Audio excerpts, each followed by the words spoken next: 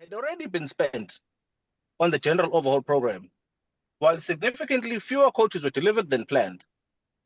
It records suspected overbilling and, most disturbingly, a forensic investigation which identified corrupt relationships between Prasa employees and contractors, price inflation of between 200 and 1,700%, manipulated and fabricated invoice, and possible contraventions of PRECA and POCA. Honorable Chair, those are not minor administrative shortcomings. Those are allegations of corruption and possible looting of public resources. And what does this committee recommend? More marketing, completion of signaling and depot modernization, quarterly briefings. With respect, Honorable Chair, that is simply not good enough. You cannot confront alleged corruption involving billions of rands with marketing campaigns and quarterly presentations. Where is the clear demand for accountability? Where is the comprehensive parliamentary accounting for every rand spent? Where is the recovery of money allegedly lost through overcharging and irregular payments? Where is the definitive account of who has been disciplined, who has been dismissed, who has been referred for criminal prosecution, and what action has actually followed? The report tells us that the disciplinary processes have been initiated, criminal referrals have been made, and civil recovery mechanisms have been activated. But Parliament cannot be satisfied with being told that processes have not been initiated. We need outcomes, Chair. We need consequences, Chair. We need the money back. And where criminal conduct is established, we need prosecutions. The MK party therefore rejects the notion that modernization alone constitutes success. Yes, we support the restoration and modernization of Prasa. Yes, we support the completion of signaling infrastructure. And the committee itself records that functioning signaling has been associated with substantial increases in train trips and passenger capacity. But modernization without accountability is not transformation. It can simply become another opportunity for those who prey upon the state to enrich themselves. And our people do not need another endless program where billions are spent, contractors are paid, investigations are conducted, and Parliament is subsequently told to wait for another quarterly briefing. We need trains to run, stations that function, infrastructure that works, and public money that is protected. Therefore, MK Party calls for this report to be rejected in its present form, and for the committee to strengthen it with concrete accountability measures arising from its own findings. We demand a full disclosure of the financial impact of the irregularities. We demand a comprehensive account of recoveries and outstanding losses. We demand a status report on every disciplinary and criminal matter arising from the forensic investigation, and we demand accountability for non-performing and implicated contractors and officials. And lastly, Chair, we demand a quarterly reporting measures that are not merely activity, but actual outcomes. Honorable Chair, the people of South Africa are tired of Parliament documenting corruption and then responding with half measures.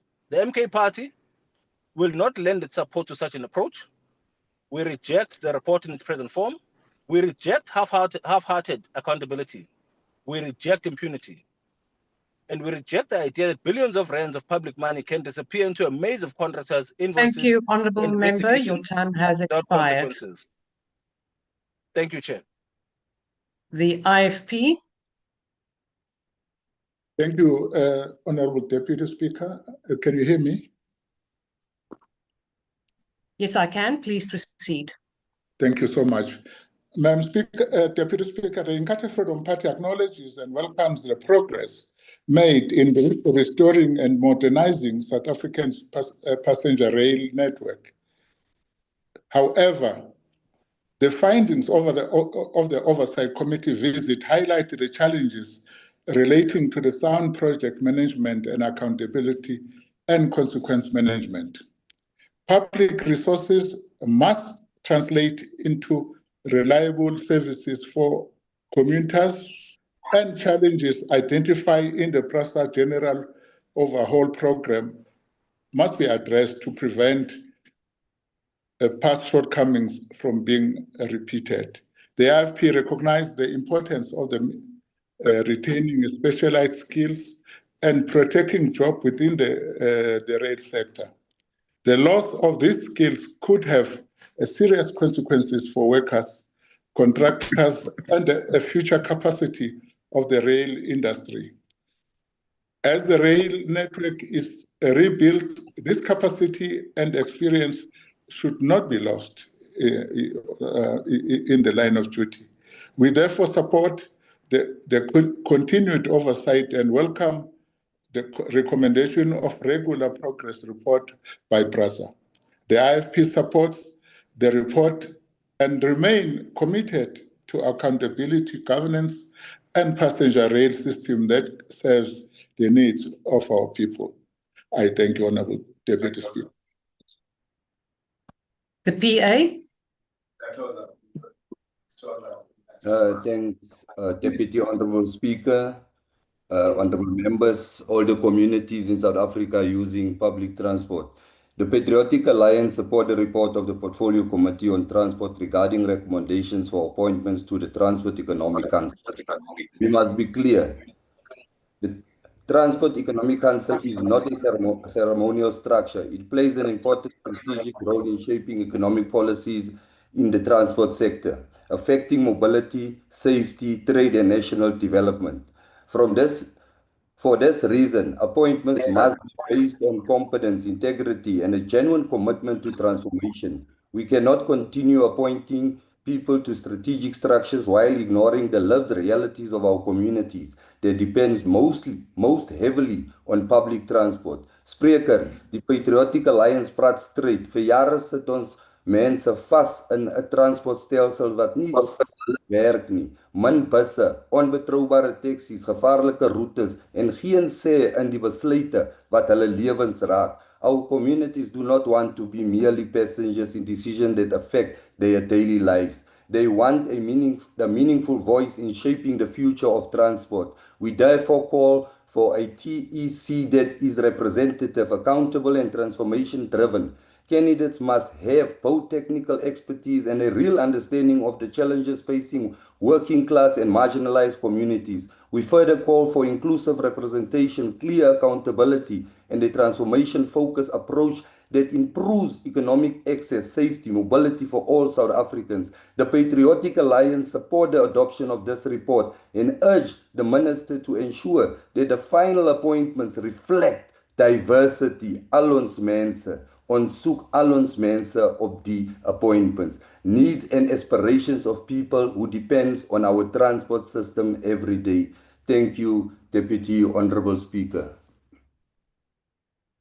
The Freedom Front Plus. Thank you, Deputy Speaker. No declaration. We support the report. Thank you. Action SA. Thank you very much, Madam Deputy Speaker. Madam Deputy Speaker, the General Overhaul program is a complete farce. From the outset, this program has been plagued by allegations of corruption, mismanagement, and massive cost inflation.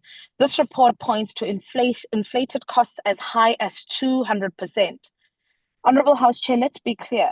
Former Minister Fikile Mbalula put a 7.5 billion feeding trough on the table, and now comrades are eating. In the committee, we were told that some coaches could be sold, some could be converted into classrooms and others into clinics. And Honourable Madam Deputy Speaker, as we speak to date, none of that has ever happened. Now, in this report, we are presented with a 10-year cost projection with some truly bogus numbers.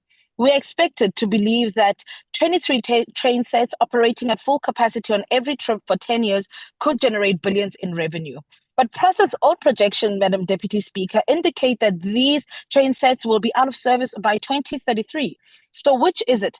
How can we justify a 10-year financial projection for assets that, by Prasa's own numbers, have only 7 years left on dodgy assumptions of full capacity on every trip? The maths is simply not matching, Madam Deputy Speaker. The numbers are not adding up. What we have here is every and any far-flung justification, after the fact, by the way, for have never, ever been approved in the first place. This is wasteful expenditure on assets with no credible long-term value and is simply a feeding trough of corruption. Honorable Deputy Speaker, this program must be halted and those who are responsible must be held accountable. We do not support. I thank you very much, Madam Deputy Speaker. The ACDP. Thank you, Honourable Deputy Speaker. In the view of the ACDP, this report exposes a troubling picture of mismanagement, weak controls, contractor failure, and apparent corruption within the general overall program at Prasa. It cannot be dismissed as an ordinary implementation challenge. Prasa has already spent some 3.5 billion rand of a 7.5 billion rand contract, yet alarmingly, the program has delivered significantly fewer coaches than planned. More alarmingly is the forensic investigation's findings of alleged corrupt relationships between Prasa, employees and contractors, suspected overbilling, manipulated invoices and price inflation of between 200 and 1,700% on certain items. The ACDP positions that this is an appalling betrayal of commuters who depend on safe, reliable and affordable rail transport with functional signalling. Every rand lost through corruption and incompetence is a rand denied to millions of South Africans who are already carrying the burden of high transport costs. The committee itself acknowledges that there was no unified project management office and that some contractors delivered less than 20% of their allocation over 2 years, and that post-payment verification controls were weak. The question to be answered is, why have those responsible not faced decisive consequences? As kingdom builders, the ACDP further calls for the recovery of every misappropriated rand, criminal prosecution where warranted, and personal accountability from those who failed in their fiduciary responsibilities. South Africa deserves trains, not excuses. We do not accept this report. Thank you, Deputy Speaker. The UDM.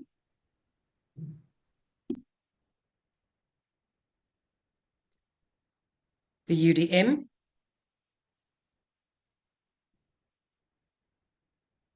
We will proceed. Rise.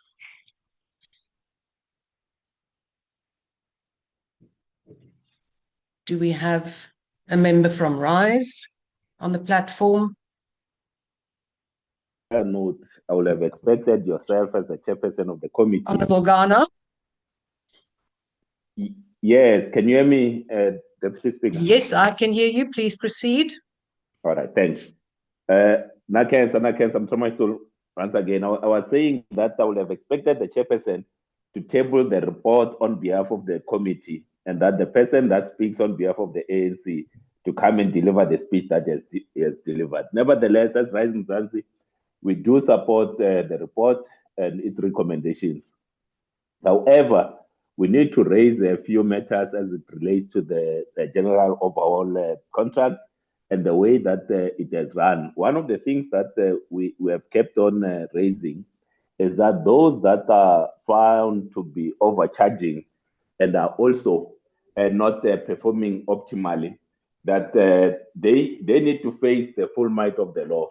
But the current recommendations are very light in that regard. But we'd like to see when Prasa comes back to the committee that these kind of recommendations are implemented, because like other speakers have said, we do need moving trains, but the current speed at which the GO program is running is not adequate. But we support the report and we'll hold Prasa accountable when they appear before the committee in the next quarter. Bosa. Thank you, Honorable Deputy Speaker. Fellow South Africans, let's presume a woman called Martha lives in Maravastad and wants to get to Pretoria every day to do her job. The historical spend using public transport amounts to 40% of her total income, whatever she earns a month. Were she used reliable train, that figure would reduce to less than 10% of her income, meaning that the cumulative effect means that A, she's got disposable income to use for her family, and more crucially, she's able to invest more into the economy. The dilemma here is this, is that even though National Treasury through the Minister of Finance have committed to over 1 trillion rand over the medium-term expenditure framework, the frankness of it is that Prasa is falling behind projects. This financial year, they had committed themselves to have already spent over 11 billion rands, delivering only 57 trains. That, in essence, means that they've achieved 54% of their total allocated budget and their objectives. So, honorable members, whilst I can read the report about the committee in terms of where Prasa is at, the harsh reality of it is that we've got to face up to the fact that rail is falling behind significantly for the people of South Africa, adding to the burden to every worker. I would urge that the committee focuses on the money, where the money has ended up, where there are contractual failures, that people must account for those, and we need to hit the objective of a train every 5 minutes. We fail to do that, we harm the economy. Do not support. Thank you. Thank you. ATM.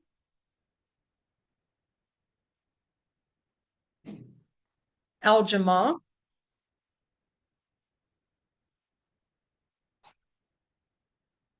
NCC. PAC. UAT.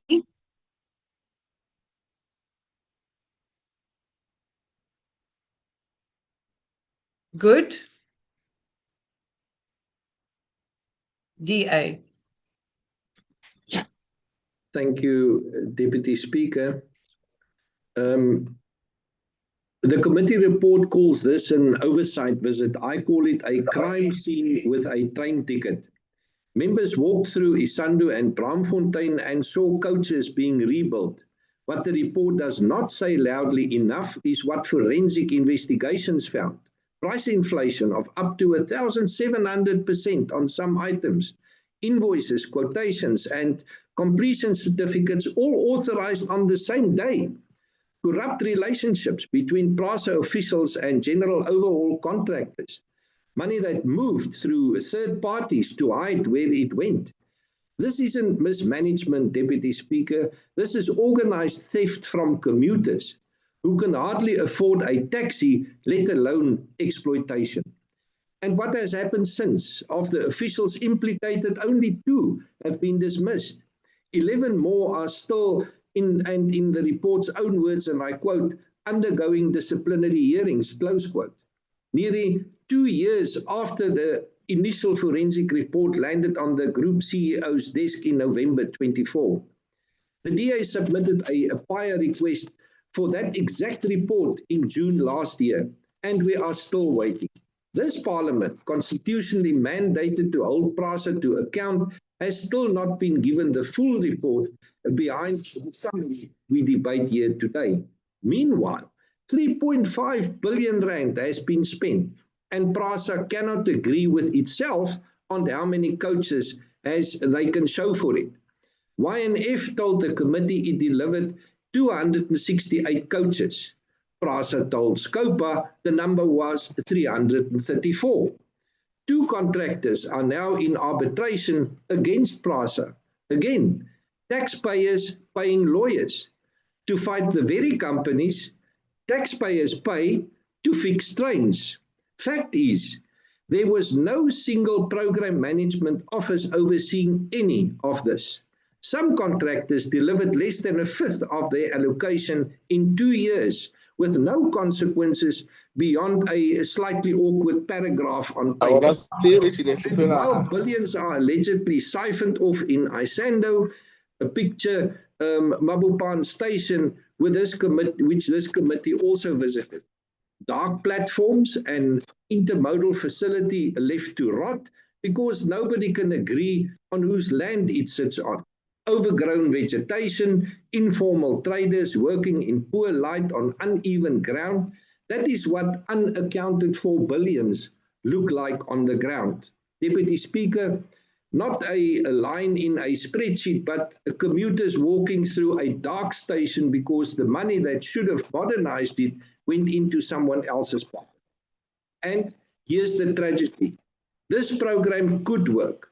This committee was shown that just one contractor's 268 coaches could generate over 7.5 billion rand in fare revenue over 10 years. This is a real business case for saving these trains. Instead, it is strangled by theft at the top and paralysis in the middle. And with 18 months left on this contract, it is workers, not corrupt officials, who will stand to lose their jobs when it winds down with little to show for it. The DA does not oppose the general overhaul program itself. Extending the yellow fleet's life until new trains arrive is necessary, and where it works, it clearly does at YNF and should be expanded, not punished for others as sins. Necessity is no excuse for silence. We demand the full Webber-Wentzel report to be tabled in this House, not summarized. We demand full criminal referral finalized, not indefinitely under review. We demand quarterly reporting with real consequences attached, not another photo opportunity. Commuters are not asking for a marvel, Deputy Speaker. They are asking for a train that runs on time, a station that is lit, and a government that does not steal the money meant to deliver both. I thank you. Thank you. And then lastly, the ANC. Thank you very much, House Chair, honorable members, fellow South Africans. Of more importance, as we draw this debate to a close, the African National Congress rises once more to cement its unequivocal support for the adoption of the Portfolio Committee on Transport's oversight report regarding the Passenger Rail Agency of South Africa, Prasa in short, House Chair. Our discussion today has reaffirmed that our rail network is far more than mere steel and concrete. It is a vital artery for economic participation and social dignity. We cannot lose sight of our historical mission to provide safe, reliable, and affordable public transport, which is a cornerstone in dismantling the heavy, lingering burden of spatial apartheid on our community, including the state capture. While we have confronted the painful reality of mismanagement, contract non-performance, and cooperation within the General Overhaul program, we stand firm with our support of the decisive action taken by Prasa management. Let this serve as a final warning to those who exploit public funds so that they learn that they'll end in jail. Forensic investigation has to continue. Implicated employees has to be dismissed, and you will be held accountable under the Prevention and Combating of Corrupt Activity Act, PRAC. We are saying this, House Chair, after it has been proven by the Prasa management that all these are in course. Therefore, to stand and want to grandstand and nothing is not happening is not true. Yet our journey has also shown us the great promise of what is possible. The success of 100% Black female-owned contractor in Isando stands as a powerful testament to how the GO program drives job creation and skill retention. Action SA, modernization of our yellow train remain our critical bridging strategy to ensure service that it continue for our people until the new fleet is fully operational. Honorable members, it must be recorded once and for all that oversight visits are not leisure trips for the MPs. They are our constitutional duty to hold executive accountable and track the project delivery on the ground and safeguard our citizen right by taking what is useful and discarding what does not serve our people. Therefore, we close by calling on this House to adopt this report in its entirety. We demand continuous oversight, the swift completion of signaling and depot modernization, and the robust strengthening of internal control to secure the integrity of our public transport system. Kali 4th November 2026, Hariyeng Rivote le Mokhatlo, Oti Saujega Mokao Tshwane le Mapapwane Station, which is under republishment. The new station there, Tshwane, it is only available and doable under the leadership of Ramaphosa and the ANC government. I thank you. I now recognize the Honourable the Chief Whip. Honourable Deputy Speaker, on behalf of the Chief Whip, I move that the report be adopted. Thank you. The motion is that the report be adopted. Are there any objections? Honourable Swart. Please note the objection of the ACDP. Thank you, Madam Deputy Speaker. The objection is noted. Honourable Mkhize. Please note the objection of the Umkhonto Wesizwe Party Chair. Thank you. It is noted. Honourable Ngubeni. Thank you, Deputy Speaker. We vehemently object. As Action SA, please note. Thank you. The objection is noted. Any other objections? There are no other objections, and with those objections, the report is agreed to. Honourable members, the second order of the day is the consideration of the report of the Joint Standing Committee on Defence and Portfolio Committee on Defence and Military Veterans on a joint oversight visit to Denel Aeronautics in Gauteng, as well as Sandock Austral SA Shipyard, Naval Base Durban and Air Force Base Durban in KwaZulu-Natal from 28 to 30 April 2026. I now recognize the Honourable Lekwete. Thank you very much, Honourable Madam Deputy Speaker. I just wanted to present myself to you. I'll switch off my camera due to infrastructure challenges in my rural province. Madam Speaker, I rise to introduce the report of the Joint Standing Committee on Defence and the Portfolio Committee on Defence and Military Veterans on the oversight visit undertaken from the 28th to the 30th of April at Denel Aeronautics in Gauteng, Sandock Austral Shipyard at Durban, the Naval Base, as well as the Air Force Base in Durban, KwaZulu-Natal. The oversight visit provided the committee with the opportunity to engage directly with management, with officials, personnel, and to assess the conditions of key defense capabilities, infrastructure, and project. The committee also received an update on Denel's continued support for the Oryx and the Rafale helicopter fleets. The discussions highlighted the importance of maintaining technical skills, institutional knowledge, which is required to the upkeep and sustenance of those defense capabilities. However, the oversight also identified challenges affecting the availability and sustainability of the Air Force helicopter fleet. This included aging platforms, maintenance backlogs, limited availability of spare parts, and continued practice of cannibalism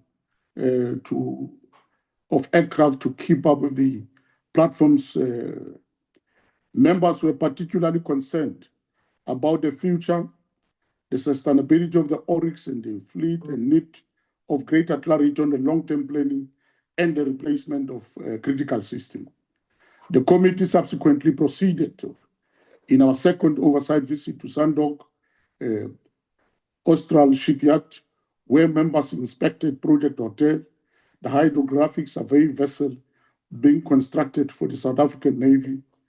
The committee received an update on the status of the project and considered factors contributing to the delays, included the costs, including the effects of COVID-19, the civil unrest, the floods, and the dispute involving contractors. Members nevertheless raised questions about the project governance planning arrangement. Particularly attention was given to the project execution plan, the original tender price, expenditure to date, outstanding work, and the project costs, and the time frame for the completion of the project. The committee consequently requested further information to enable Parliament to properly assess the status of the project and appropriate way forward. Honorable Deputy Madam Speaker, the committee went further to the oversight of the naval base in Durban, as well as the Air Force base. The committee were able to inspect facilities and engage with personnel on the conditions of the base and the challenges affecting daily operations.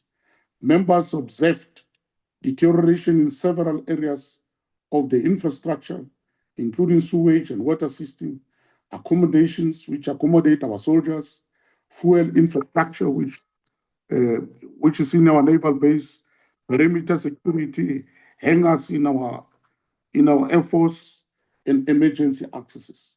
The committee also were briefed on the ongoing uncertainty regarding the future location and possible relocation of the two bases, the related question about the appropriate approach of infrastructure investment, while the long-term status of the facilities remained unresolved. Among the recommendations are the need for clarity on the future of the naval base of Durban, as well as the Air Force base, further reporting on the project hotel, including the costs, the completion timeframe, a long-term approach on the South African Air Force helicopter capabilities, the tabling of the cabinet approved defense policy, the journey to greatness to Parliament, and the appropriate consideration by the Auditor General matters falling within its mandate. We must say, Deputy Madam Speaker, the value of oversight visit of Parliament is being able to verify conditions and on the ground and to obtain information directly from the responsible. Thank you, Honourable Ekwete. Your time has expired. I will now recognize political parties wishing to make a declaration, and the usual time for declaration of vote will apply. The MK. Thank you, Honorable Speaker. As I rise on behalf of Umkhonto Wesizwe Party, the oversight visit revealed not a defense force in difficulty, but a state in collapse. The defense force is simply the mirror reflecting the collapse of the state itself. At Denel Aeronautics, we did not witness an aviation capability. We saw a graveyard of grounded aircraft. Airframes stripped, parts borrowed, parts moved from one aircraft to another, yet none of them able to fly. This is not an operational setback. It is the anatomy of misguided austerity. At Sandock, Austral, Project Hotel has not been delayed, it has collapsed. The hydrographic vessel is frozen at 56% completion after 1.569 billion spent, with a contractor unable to pay subcontractors. Sandock Austral is a crime scene, a site of fruitless expenditure, systemic failure, and a breach of national security. South Africa now stands in violation of its international hydrographic obligations, a failure that cannot be excused by the recommendations before us. Naval base Durban, our frontline border to Mozambique, is deteriorating. The dockyard is unusable, and Marines live under asbestos roofs, destined for asbestosis instead of dignified retirement. This is not a maintenance backlog. It is a humanitarian and security crisis. Air Force Base Durban, the backbone of disaster response, is itself in disrepair. Its helicopter fleet is grounded not only due to fuel shortages, but due to complete dysfunctionality. A base responsible for saving lives cannot be allowed to decay to this extent. Honorable Deputy Speaker, the MK Party rejects this report because its recommendations ignore the root cause of the collapse, which is the deliberate underfunding of the Defence Force through austerity. The Air Force cannot fly without fuel. The Navy cannot sail without maintenance budget. The defense industry cannot operate without capital. This report shields the GNU, which is responsible for this decay. The MK party has consistently opposed privatization of state assets. Our sovereignty cannot be outsourced, nor should South Africa continue borrowing from IMF or World Bank. The nation must nationalize its strategic resources so that national wealth funds national security. There can be no defense capability without sovereign control over minerals, energy, and industrial assets that should be resourcing the state. The deliberate GNU stance of opposing nationalization is the reason why our country has become a welfare state. The GNU must stop avoiding hard decisions and confront the crisis head on. The MK party rejects the GNU report because it protects unjustified austerity measures instead of enforcing the protection of the Republic and its citizens. On the 4th of November, let us all vote Umkhonto weSizwe. Thank you, Honourable Member. The EFF.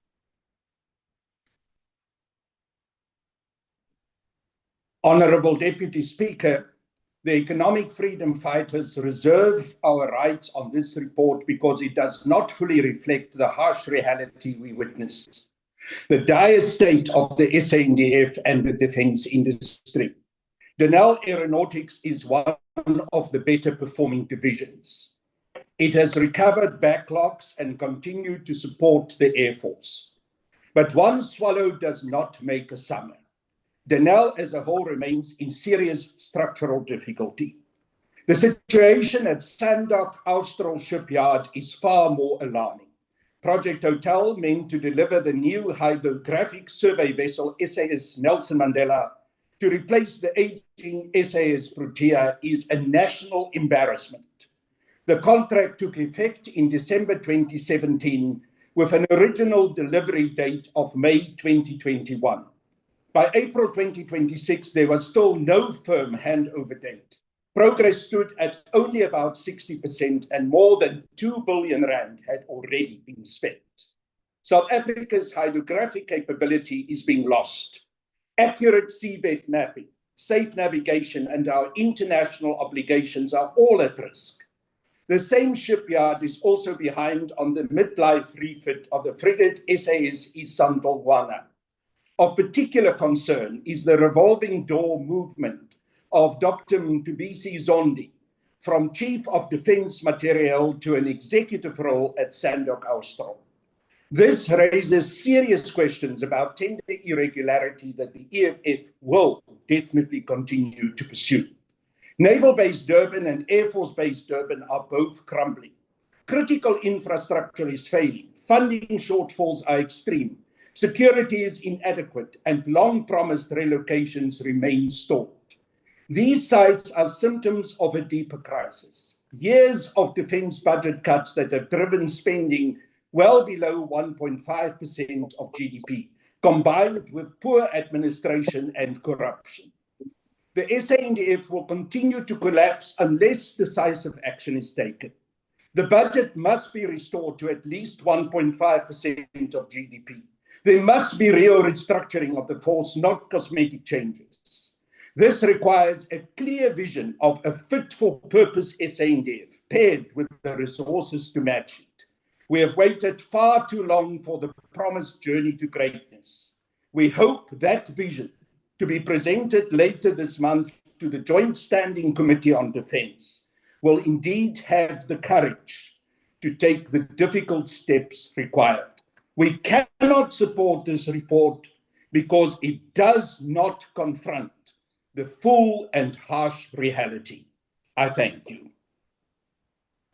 Thank you, Honourable Member. The IFP.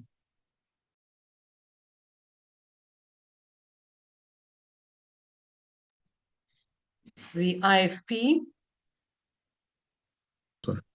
Thank you, Honourable Deputy Speaker.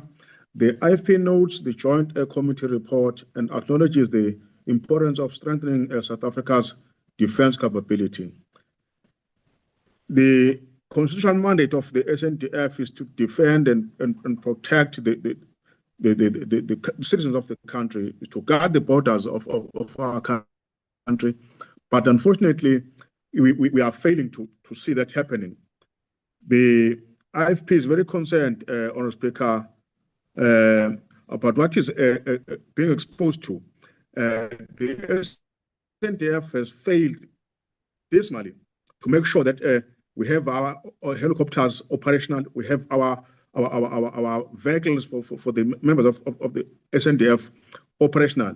There are just skeletons parked all over the country without any opportunity of standing up and defend the country in case we get under attack by these outside groups, which are earing for disturbance of the SADC region. It is very unfortunate, Chair, when we were out on oversight, there's nothing that is of good words that we can say. It's very promising. The underfunding of the SAAF, the poor maintenance, as well as the funds. The funds are sort of used in the department, but you can't point out what good have we gained as the department out of all the money that is spent. Although we are concerned, but we must say we are expecting a move from the department to make sure that we get back to our original history and activities. We will support that this. Thank you, Honourable Member. Your time has expired. Thank you. The PA. Greetings, Honourable Speaker. The PA rises to speak on the report of the Joint Standing Committee on Defence and Military Veterans on its oversight visit to Denel, Aeronautics in Gauteng, Sandock, Austral Shipyard, Naval Base Durban, and Air Force Base Durban, which happened from 28 to 30 April 2026. Let me state it up front. The PA supports this report. Speaker, this oversight visits laid bare the reality of our defense capability. At the Denel Aeronautics, we saw a strategic entity still battling financial instability, skills shortages, and crippling maintenance backlogs. The South African Air Force cannot achieve readiness when aircraft sit grounded due to delays and capacity constraints. Denel's recovery is not optional. It is essential for national security. At Sandock Austral Shipyard, the committee found major delays in the construction of the Navy's new hydrographic survey vessel. Supply chain disruptions, budget pressures, and technical challenges have pushed the timelines back, weakening the Navy's operational reach. The PA is deeply concerned how these delays affect maritime security and hydrographic mapping, all critical to our sovereignty.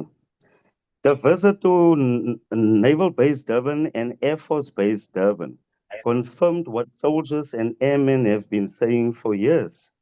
Infrastructure decay, resource shortages, aging platforms, and morale under pressure. Thank you, Honourable Member. Your time has expired. Didn't I have FF plus? 4 minutes? Thank you. No, you have 2 minutes, Honourable Member. The FF plus.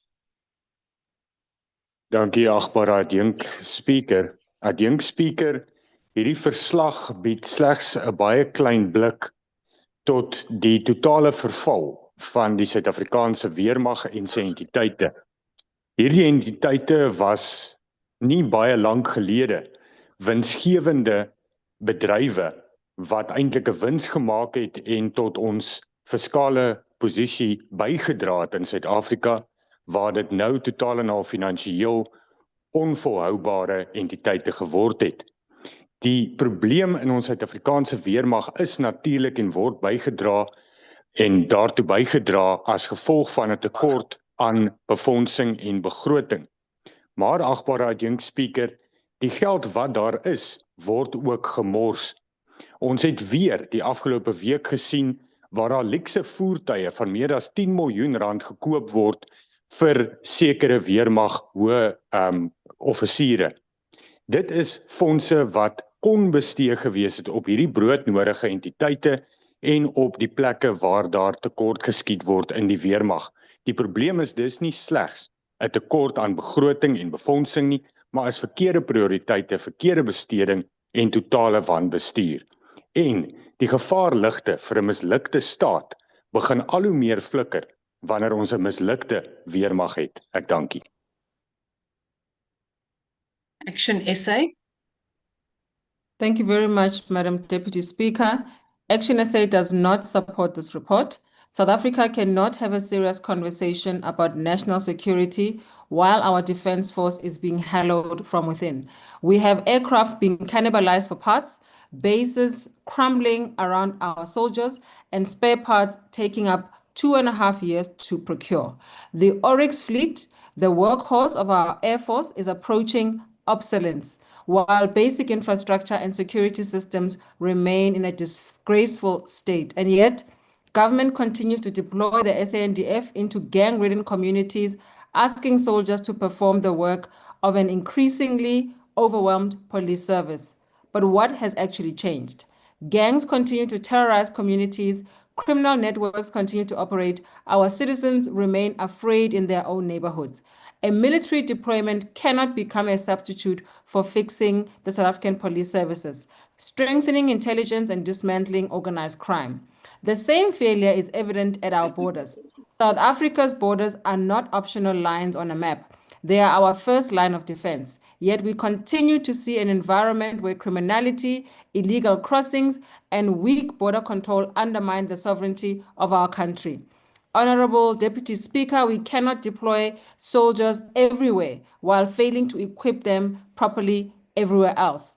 The answer is not simply more deployments. It is a capable South African National Defence Force, properly funded and equipped, supported by an effective police service, secure borders, and a government willing to make difficult decisions. We say that again, Madam Deputy Speaker, we do not support this report. I thank you. Thank you. Is there a speaker on behalf of the ACDP? House Chairperson, the ACDP will not support this shocking report that has highlighted the potential dangers this country is facing because of weaknesses in this country's defenses and the disgraceful state of our assets. The ACDP further notes with deep concern the serious findings of the Joint Defense Committee's oversight visit to Denel Aeronautics, Sandock, Austral, Shipyard, and Air Force Base Durban at the end of April. While at Durban Aeronautics, the Joint Committee saw how financial troubles and the loss of skilled engineers are weakening our defense industry. The shipyard at Sandock, Austral remains vital for our Navy, but the delays and poor investment threaten its future role. The Air Force Base Durban, the Joint Committee found that the infrastructure is old and resources are stretched, limiting readiness. House Chairperson, this report lays bare some serious weaknesses in our defenses. This, together with recent defense budget vote that exposed further failings, shows that government has not sufficiently prioritized South Africa's readiness to defend and protect the country and our people. The report warns of a severe lack of long-term strategic direction in defense, stressing that Cabinet-approved policy documents must urgently be tabled in Parliament to guide realistic, adequately funded planning for the SANDF. This must not be ignored. Government's apparent lack of interest in national security is now undeniable, and the ACDP, as should we all in this House, demands accountability and urgent action. Thank you, Reverend Meshwe. The UDM. Arise.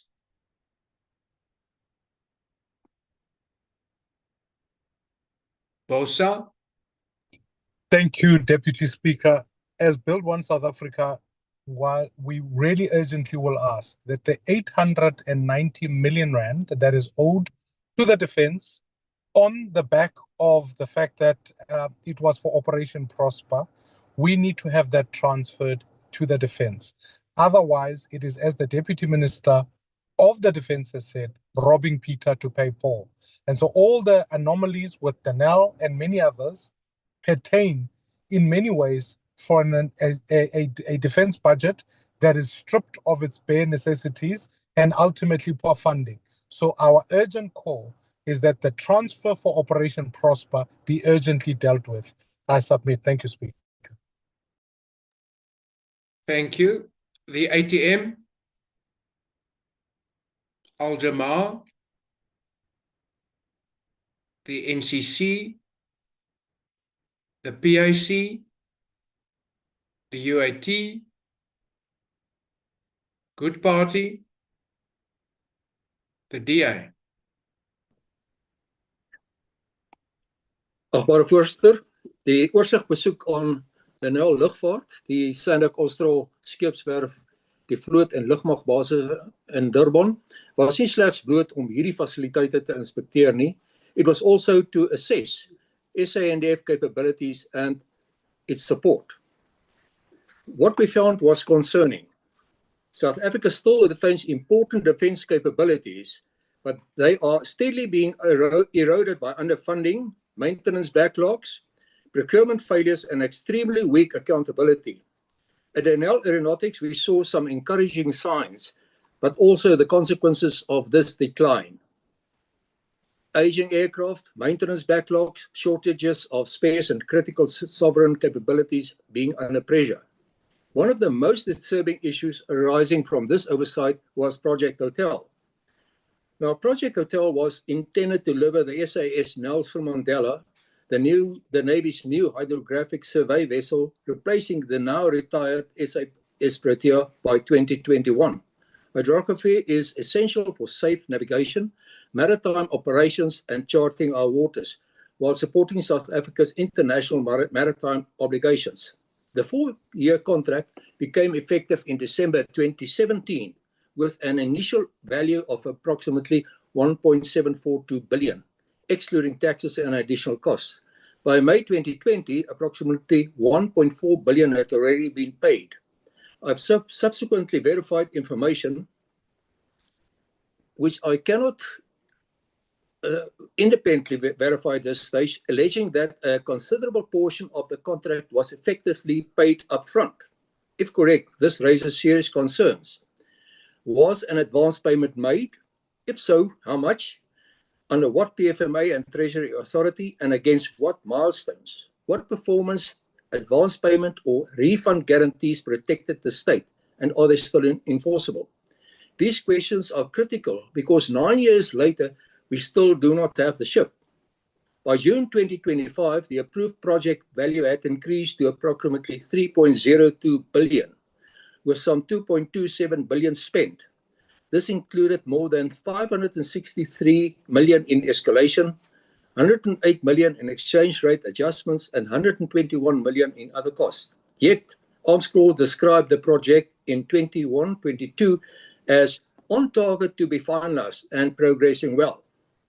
Years later, there is still no binding delivery date. The oversight report records that the Shipyard presentation was insufficient, failed to adequately address costs and the way forward, and that members question whether Austral should consider exiting the contract with Sandock Austral. we physically saw a partially completed vessel, in effect, an empty hull. Significant work remains, including engineering, outstanding procurement, cabling, systems integration, launching, commissioning, harbor and sea trials, and final acceptance. Chairperson, this project that reached the point where assurances and recovery plans from Arms Corps and the SANDF are no longer enough. We insist on an independent, technical, contractual, and financial assessment, establishing the actual percentage completion, the contract's financial ability to finish the vessel, outstanding supply commitments, the status of warranties and guarantees, the arrangements and funding for launching, the independently verified cost to complete, and binding dates for launch, trials, and final delivery. After 9 years and billions spent and committed, the DA demands 3 simple things: a verified completion status, a final cost, and a binding delivery date. South Africa needs a SAS Nelson Mandela at sea, not indefinitely and unfinished in a shipyard. The DA supports the adoption of this report, but Parliament must ensure that every round is accounted for, every contractual obligation is enforced, and every responsible party is held accountable. I thank you. Thank you. The ANC. Honourable House Chair, honourable members, I rise on behalf of the Mighty African National Congress to support the report before us.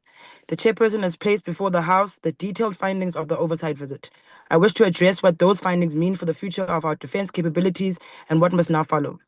The visit confirmed that South Africa retains important defence capabilities, technical expertise, and strategic institutions. It also confirmed that these capabilities cannot be sustained indefinitely through temporary measures, delayed decisions, and infrastructure that is allowed to deteriorate. This is not an abstract concern. The conditions of our aircraft, naval projects, and military bases directly affects the ability of the SANDF to defend our sovereignty, safeguard our borders, support regional peace, and respond when our people face emergencies. At Denel Aeronautics, the progress towards stabilizing operations is welcome. Denel remains a strategic national asset. It preserves sovereign capability, scarce technical skills, and advanced manufacturing capacity that South Africa cannot afford to lose. Its recovery must also protect skills transfer and create opportunities for young people entering specialized fields. However, Denel's recovery cannot be separated from the financial and operational pressures facing the South African Air Force. The continued cannibalization of aircraft, where parts are removed from some aircraft to keep others flying, may provide short-term relief, but it cannot become our long-term maintenance strategy. We support the call for a properly costed and sustainable plan for the South African Air Force helicopter capability. Parliament must know what can be maintained, what must be upgraded or replaced, what it will cost, and when it will be implemented. Honourable members, Project Hotel raises an equally important question about how the state manages major defence acquisition projects. The hydrographic survey vessel is necessary for maritime safety and for the Navy to fulfill South Africa's international hydrographic obligations. The project must therefore be completed, but its strategic importance cannot excuse weak planning, repeated delays, or uncertainty about costs. The committees correctly called for clarity on expenditure to date. The findings still required the projected completion date and the lifespan of equipment that has remained in storage awaiting installation. We acknowledge that the pandemic, civil unrest, flooding, and contractor disputes affected the project, but external difficulties do not remove obligation to manage public resources responsibly. Parliament must distinguish unavoidable disruption from failures of planning, governance, or execution. Accountability is not hostility towards the executive. It is how a democratic government protects its programs, corrects weaknesses, and ensures that limited public resources achieve their intended purpose. The visit to Naval-based Durban and Air Force-based Durban revealed the consequences of allowing strategic decisions to remain unresolved for too long.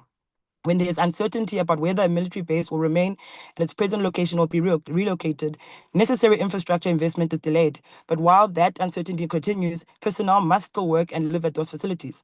They should not have to operate around failing storage and water systems, damaged perimeter security, inadequate accommodation, deteriorating hangars, and unsafe emergency access routes. These are not merely maintenance matters. They affect security, morale, dignity, and operational readiness. The ANC supports an interministerial process to provide a clear roadmap for the 2 bases. If they remain, they must be restored and maintained. If they are relocated, the decision must carry realistic funding, clear responsibilities, and implementable timelines. Indecision is itself costly. Honorable members, the central lesson of this report is that defense function requires long-term political and fiscal choices. We cannot demand a capable and modern SANDF while repeatedly postponing the decisions necessary to sustain it. This is why the cabinet-approved defense policy documents must be tabled before Parliament. Parliament cannot exercise meaningful oversight over force design, infrastructure, and acquisition while the strategic framework and funding model remain uncertain. The department must improve the quality and timelines of information provided to Parliament, particularly when projects experience delays or cost increases. Oversight works best when Parliament receives information before a problem becomes a crisis. Our support for this report is therefore not passive. We expect its recommendations to be implemented with clear timeframes, identified responsibility, and regular reporting to Parliament. The defense of South Africa requires a capable SANDF, a sustainable domestic defense industry, and infrastructure that enables our personnel to serve safely and effectively. The African National Congress supports this report and calls upon the executive to act decisively on its recommendations in the national interest. Thank you. Thank you. I now recognize the Chief Whip. Thank you, House Chair. On behalf of the Honourable House Chair, on behalf of the Chief Whip, I move that the report be adopted. Thank you. Honourable members, the motion is that the report be adopted. Are there any objections?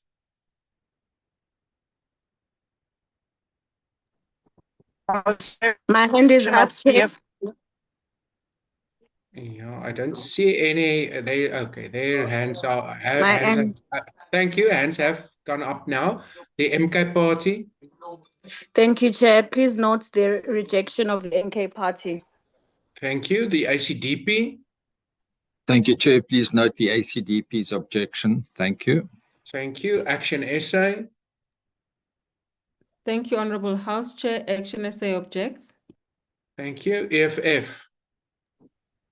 House Chair, the EFF object. Thank you. With those 4 objections noted, the report is adopted.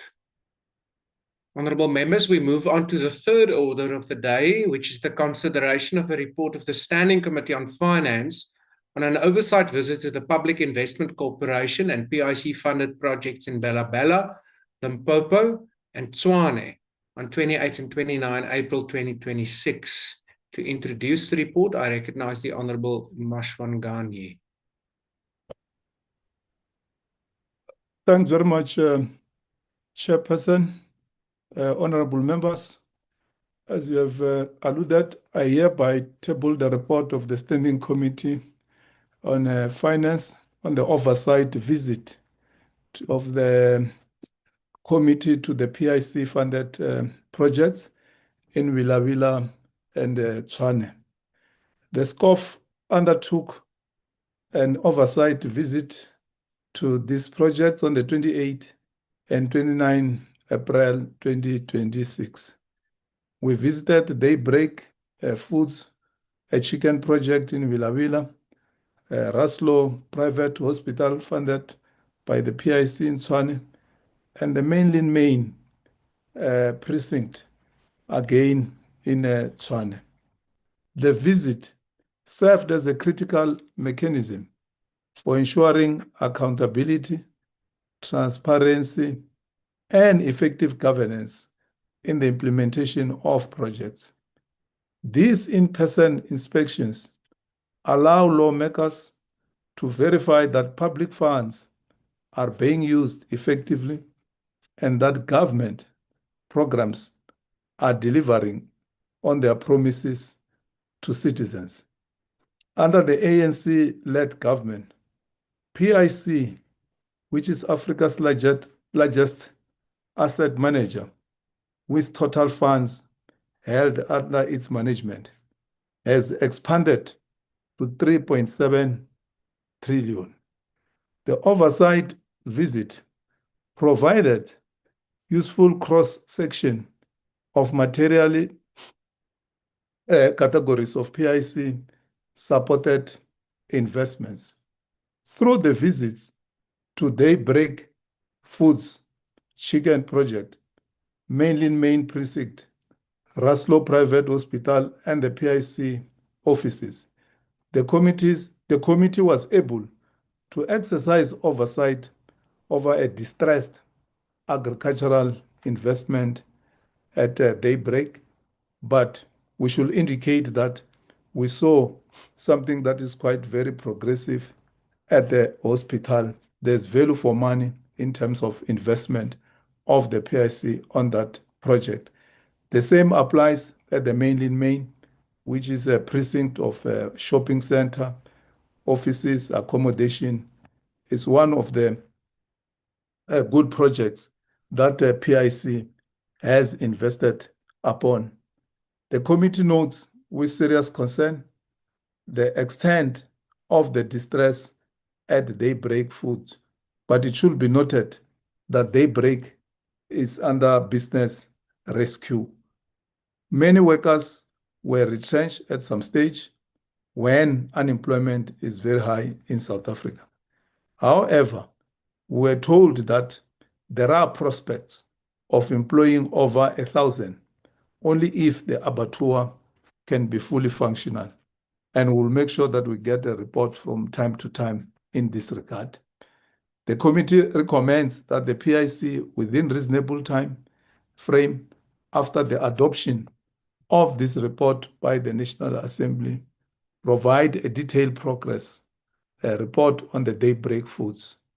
In the next engagement with the committee, the PIC should submit update report on investigations and remedial actions.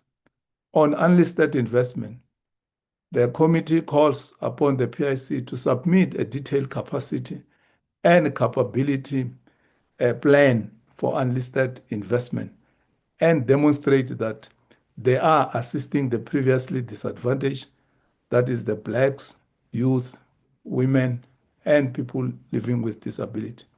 The committee calls upon the PIC to submit implementation matrix in respect of the Empathy Commission. Recently, we have observed the challenges facing the PIC at board level. Be that as it may, we commend the Minister of Finance for stepping in promptly to appoint the board and stabilize governance. SCOF will meet the Minister and the board soon to get a briefing on how they are dealing with governance, audit action plan, and how PIC is contributing to economic growth and development in South Africa. Honorable Chair, I move that the report be adopted. Thank you. Honourable members, there will now be an opportunity for declarations of vote. The usual times will apply. MK Party. Thank you very much, Chairperson. The official opposition approaches this report with a clear and uncompromising position. The PIC is not an ordinary asset manager. It is the custodian of the deferred wages, pensions, and social security savings of millions of South African workers. That mandate demands absolute accountability, discipline, stewardship, and measurable public value. Anything less, Chairperson, is a betrayal of public trust. We reject this report because Parliament must take position to ensure the PIC does better. The PIC must ensure that every rand entrusted to the PIC is protected, prudently invested, and directed towards real economic transformation and job creation, not what we recently saw, the ANC political infighting between the minister and the deputy minister, sacked deputy minister, being the order of the day at PIC. The oversight visit revealed both important success and serious shortcomings. The PIC has substantial investment in healthcare, property, infrastructure, agriculture, and other productive sectors. As an example, as cited by the chairperson, Raslo Private Hospital demonstrates what developmental capital can achieve when invested or investment is properly structured and operationally sound. The report records an operating hospital with high utilization, specialization services, and of course, with the prospects of further expansion planned. But the most important lesson of this report comes from Daybreak Foods. Daybreak was once a major integrated poultry producer, employing more than 3,400 people. Yet the committee found a company devastated by poor management, weak governance, financial irregularities, inadequate operational oversight, and regulatory non-compliance. By the time of our visit, 1,879 workers had already been retrenched, with only about 334 expected to remain.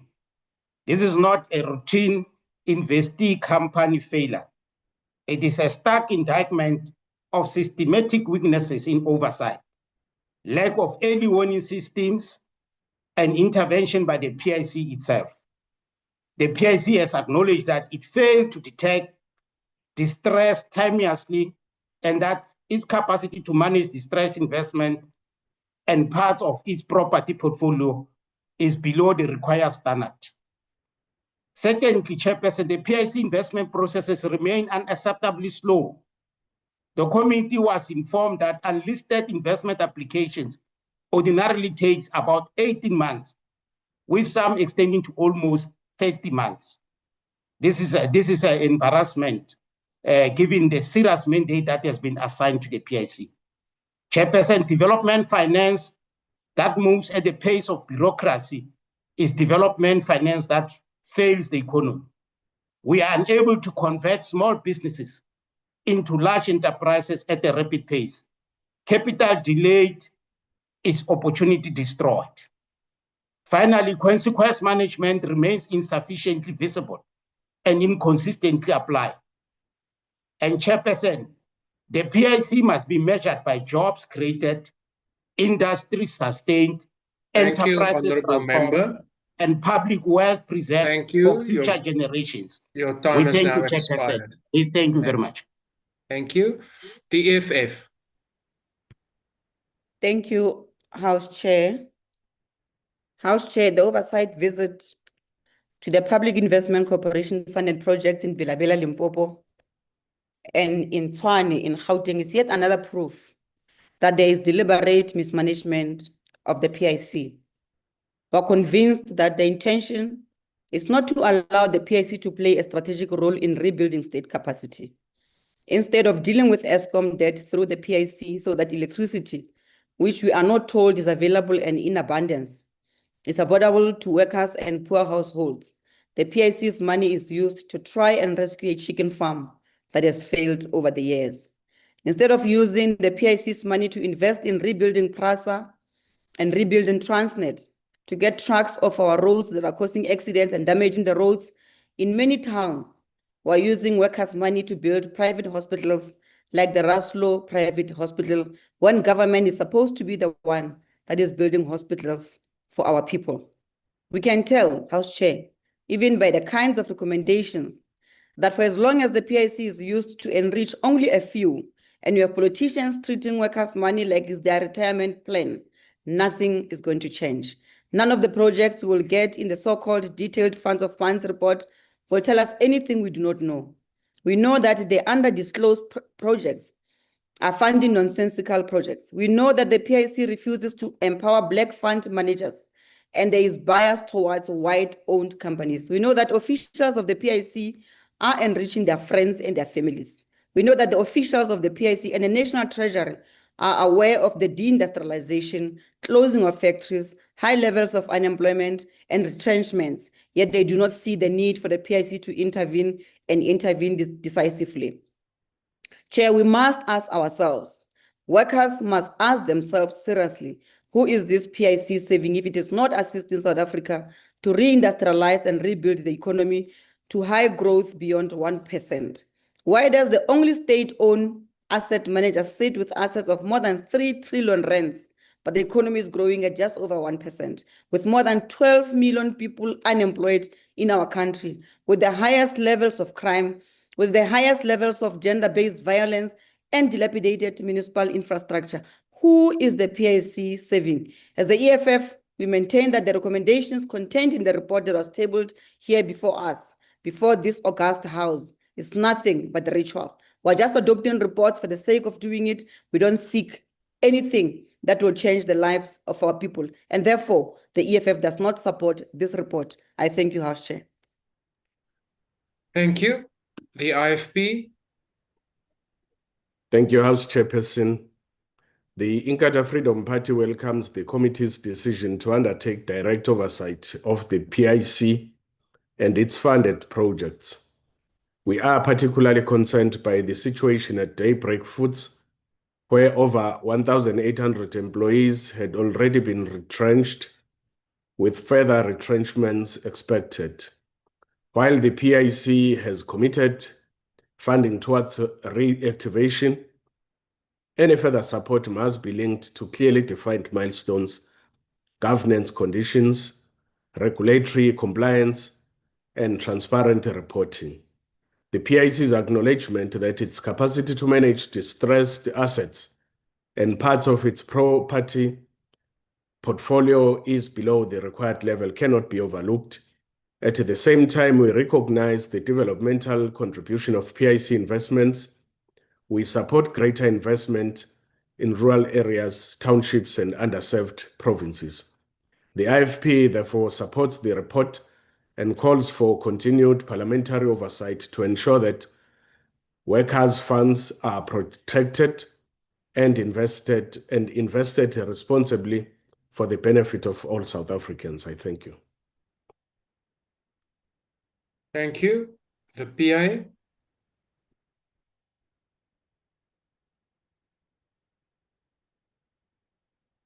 Is the PA declaring on this item?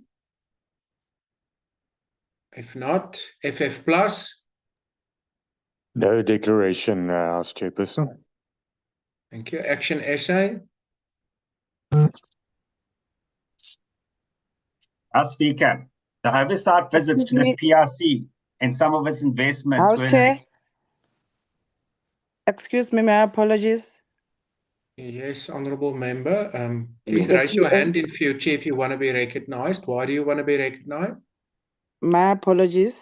The system kicked me out.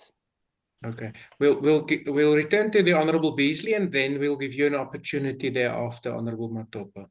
Thank you very much. Thank you. Honourable Beasley, please continue. Thank you, House Speaker.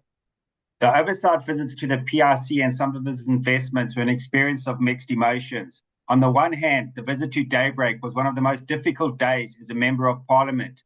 It was tragic to see how a once thriving business that employed many people had been reduced to a shadow of its former self, and now is effectively on life support. The financial losses suffered by the PRC, the loss of jobs, and the cruelty inflicted on animals were all painfully evident. At present, it appears that the only party benefiting from the situation is the business rescue practitioner and his consultants, who continue to be paid handsomely. There are serious concerns surrounding the PRC's investment and continued cash injections into Daybreak. Action SA will support any investigation necessary to establish what went wrong and to ensure accountability. Speaker, on the positive side, our visit to Raslow Private Hospital and Central Square at Menlyn, Maine were encouraging and demonstrated examples of solid PRC investments. Central Square in particular has a market value of approximately 1.2 billion and an income return of 13%. However, our discussions on the PRC unlisted investments raise serious governance and operational concerns. While these investments represent a relatively small percentage of the PRC's portfolio, their value of approximately 116 billion is significant. These concerns must be urgently addressed. Until they are, the PRC will remain vulnerable to controversy and ultimately in its pension fund members who bear the risk. Most of the funds managed by the PRC belong to ordinary South Africans saving for retirement. Every cent must be managed responsibly, invested prudently, and made to grow. I thank you. Thank you. We return to the PA. Thank you very much, House Chair. Honourable members, the report before us is not simply about the PIC. It's about workers' money, public resources, jobs and accountability. The most concerning case is Daybreak Foods. At its peak, Daybreak generated approximately 3.8 billion in annual revenue, employed more than 3,400 people, and produced over 50 million chickens annually. The investment was financed through workers' funds, including the UIF, the Government Employees Pension Fund, and the Compensation Fund through the PIC. Today, 1,879 workers have already been retrenched, with approximately 50 more expected to be affected, leaving only about 334 employees. The possible re-employment of around 1,100 workers depends on the successful reactivation of an abattoir. House Chair, this raises the question, how did an investment of this scale deteriorate to this point before decisive intervention? The PIC itself acknowledged that its capacity to manage distressed assets was below the required level and that earlier detection and intervention needed improvement. This is particularly concerning because the PIC has approximately 113 billion in committed capital across its active unlisted portfolio, with 104 billion invested. It's reported since inception internal rate of return is only 4%. We must therefore move beyond asking whether money was invested. We must ask whether that money was properly monitored, protected, and generating adequate value for beneficiaries. The PIC has also acknowledged that some unlisted investment processes take 18 months and in some cases nearly 30 months. That is too slow for emerging businesses requiring timely capital. Honorable members, the committee also raised concerns about the lack of visible consequence management where governance failures, mismanagement of or possible criminal conduct occurred. Recommendations are not enough. Thank you, Honourable Member. Your time has now expired. The Patriotic Alliance. Thank you. The ACDP. Thank you, House Chair.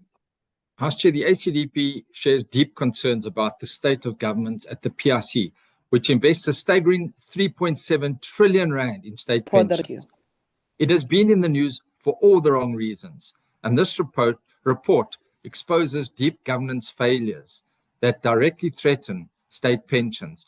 And we as the ACDP welcome the particular attention given in the report to oversight over unlisted investments, including the Daybreak Foods debacle, given that approximately 18.2 billion rand of pensioners' funds were lost with unlisted investments. But this is a small drop in the total that the PRC invests. There is much more at stake. It does not operate in a vacuum. It has enormous economic significance, and its reputation is hugely important to South Africa's financial system and to the confidence of domestic and international investors. This resulted in the recent intervention by the Minister to stabilize the PRC. Former PRC board chairperson, Dr. Masondo, has warned us that South Africa cannot afford another cycle of state capture, particularly when it comes to the PIC. And we need to be alerted to this. He says that it begins when informal influence becomes normal and politically connected individuals acquire privileged access. It thrives, he says, when boards become reluctant to challenge powerful shareholders, when management appointments become instruments of influence, and those responsible for guarding an institution begin to fear the people seeking access to it. He asks the questions: who controls the institution and who controls the workers' monies and who guards the guards? The ACDP agrees. This report is a step in the right direction, but far more needs to be done by Parliament to ensure protection of workers' pensions by effective oversight. I thank you. Thank you. The UDM. Rise. Bosa. Thank you, House Chairperson. I think all of us as South Africans need to settle one fundamental issue. Sorry, House Chairperson, there's a... Yeah, honorable members, Honorable Nkabani specifically, please remain muted until you're recognized. My apologies, Honorable Maimane.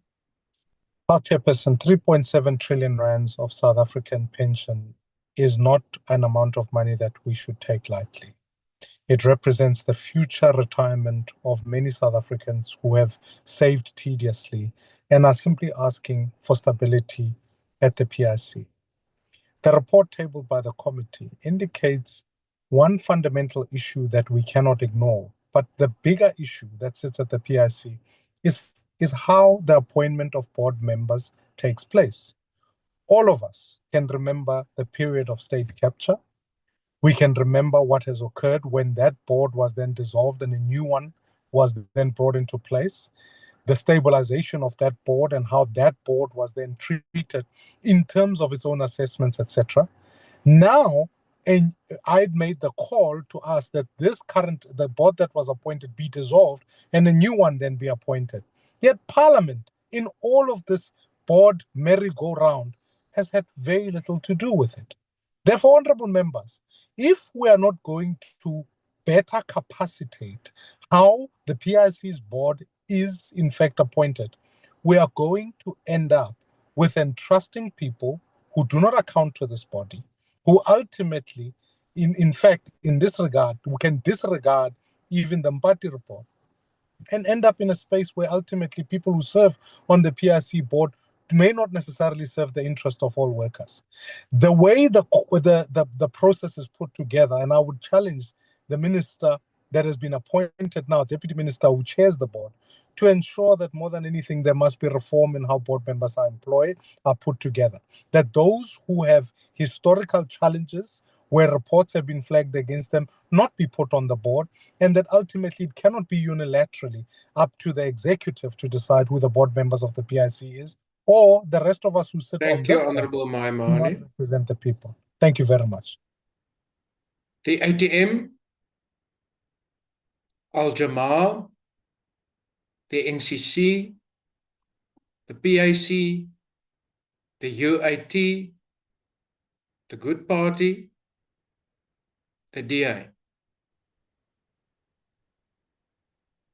Honourable House Chair, honourable members, fellow South Africans. By the 31st of March 2020, Daybreak Farms was generating almost 3 billion rand in revenue and 284 million in profit. Its management team had brought the company back from technical insolvency in just 3 years, and it had 368 million rand in the bank. Yet last year it collapsed. Nearly 1,900 workers lost their jobs, and only a fraction of the business is still operating. More than 350,000 starving chickens had to be put down. And now approximately 2 billion rand of workers and public servants' money is at substantial risk. The business rescue practitioner attributes Daybreak's deterioration to systematic management failures, weak operational oversight, governance failures, and financial irregularities. But when we drill down into what actually happened at Daybreak, the pattern becomes disturbingly familiar. First gain control of the institution, and then extract its resources. The troubles began with the appointment of a new board in 2020. Serious questions have been raised about how that board was appointed by the PIC in the first place. A PIC forensic investigation reportedly recommended action against the PIC company secretary over aspects of that process, yet no action followed. The new board soon came into conflict with management, who were raising concerns about expenditure and about governance. Instead of being listened to, these executives found themselves targeted. All but one of that management team, the team which had rebuilt Daybreak, was pushed out. There was even a forensic investigation commissioned against them by Daybreak, using a company that reportedly was originally registered with SIPSI as a hair salon in Makweng and had no previous forensic experience. That investigation cost Daybreak nearly 8 million rand over 2 months. It formed part of an extraordinary legal bill. A Nexus investigation subsequently found that almost 124 million rand had been paid to one law firm in just 2 years. Nearly 40 million could not even be linked to invoices, while another 8.8 million was suspected of being duplicate payments. Around 57 million of the legal expenditure was reportedly associated with pursuing executives and whistleblowers. One legal invoice shows 6 professional staff billed Daybreak for 11 days in March 2022 to study the State Capture Commission report at a cost to Daybreak of more than 1 million rand?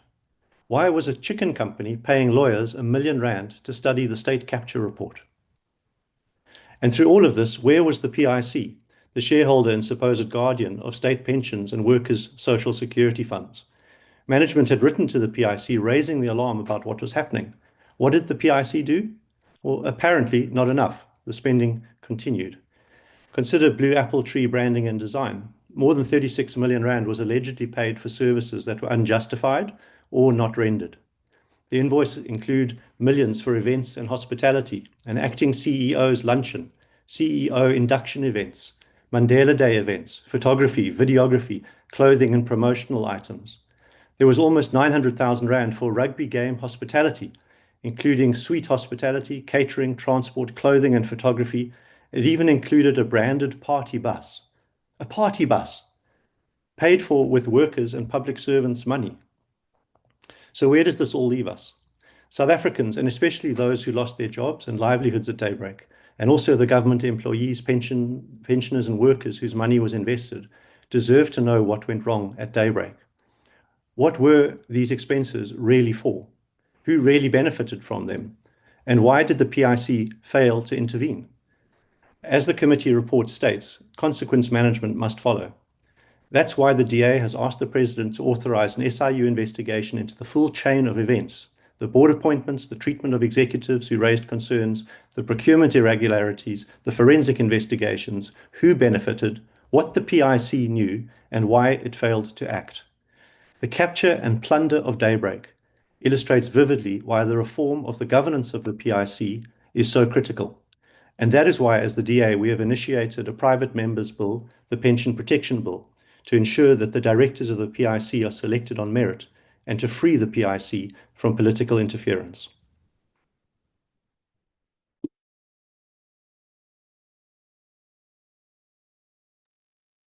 Thank you, Honourable Member.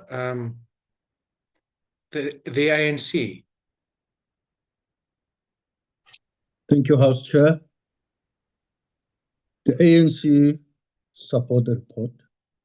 The Public Investment Corporation is a critical investment institution which has a significant impact on the economy due to its vast assets and investments that seek to create value for workers and safeguard their retirement funds. The PIC further plays a key role in economic development and transformation of the economy. This institution, the PIC's asset allocation exposure listed equities, accounted for 47.2% of assets under management, listed bonds for 31.1%, global listed equities for 8.7%, cash and money markets for 4.1%, unlisted investments for 3.8%, listed properties for 2.3%, Africa investments excluding South Africa for 1.7%, and global listed bonds for 1.2%. The ANC is therefore clearly supporting the resolve to increase the non-listed asset allocation support for SMMEs and advance transformation in the economy of this country. The PIC assets have grown over a period of 3 years by over 1 trillion, reflecting the significant growth and safeguarding of the savings of this country's workers. The current governance challenges do not represent an undermining of the savings of workers, but reflect the chief weaknesses in some of the investment decisions that have been taken by the PIC, particularly in the non-listed component. The committee selected PIC-funded projects in different sectors and at a different stage of development and operational performance, including Daybreak Foods in Bela-Bela, Limpopo, which has been experiencing financial challenges, and the PIC has been implementing business rescue measures to protect jobs and to co-create social and economic value. The challenges are a product of the deterioration of the company due to systematic management failures across the company's leadership and operations and weak working capital management. We are concerned House Chair, about retrenchments of 1.879 employees. The business rescue practitioner stated that if the first abattoir was successfully reactivated, approximately 1.1 employees would be re-employed, and we welcome that the PAC has approved 300 million in reactivation funding through the Unemployment Insurance Fund and the Compensation Fund, and that 150 million in emergency phase funding for the PIC's operating fund had already been fully utilized, and we will continue to monitor the progress as the ANC in the committee. The main precinct in Tshwane is another shining project which is part of the property portfolio, supporting the retail sector and urban development, supporting a value chain of enterprises and contributing to employment. Central Square, the formal name of the mainland precinct, was one of the PIC's top 10 directly held properties. The PIC stated that the top 10 directly held properties accounted for 7.9 billion or 51.5%. The top 10 directly held categories by the PIC are the Deloitte Building, Central Square, which is the mainland precinct, Oceans, Umhlanga Retail, the Vanguard Mall, Riverwalk Office Park, Tshwane Regional Mall, Business Connection, Central City Shopping Center, Thabani Shopping Center, and the Castile Park Office Park. The Raslo Private Hospital in Tshwane is another shining demonstration, an example of focus on supporting social infrastructure development. The state supports the private sector through various mechanisms, and it is for this reason that the ANC advances the position of universal health coverage through the National Health Insurance. The state and the people are the foundation on which private healthcare survives and should therefore benefit all South Africans. The RH manager stated that it had built or developed 35 hospitals, and it's at the level 2 of a BBBEE contributor, and is 63% black-owned and describes itself as large. And we therefore would want to see more of this kind of projects that are being invested, particularly in those far-flung areas where you still have the need for development, but as well to ensure that the workers of this country's resources are actually finding resonance in terms of the people who have contributed to the fund. The Judicial Commission of Inquiry into allegations of impropriety at the Public Investment Corporation, known as the Mpati Commission, has laid a basis for strengthening of the PIC, and 100% of the recommendations have been implemented, and an estimated 19 billion has been recouped by the Public Investment Corporation, which I think it's important to know that as much as the PIC has lost money, it has also been able to recoup about 19 billion to make sure that they are able to safeguard this investment for workers. Safeguarding the investment for these workers of this country is of utmost importance. All matters requiring criminal investigations are under investigation through the NPA, and we support that. We hope that it will continue to expedite the results and make sure that the people are held accountable. The ANC supports the non-listed portfolio as a critical driver for real economic inclusion and to transform the economy and to deal with Honourable Member. I thank you, House Chair.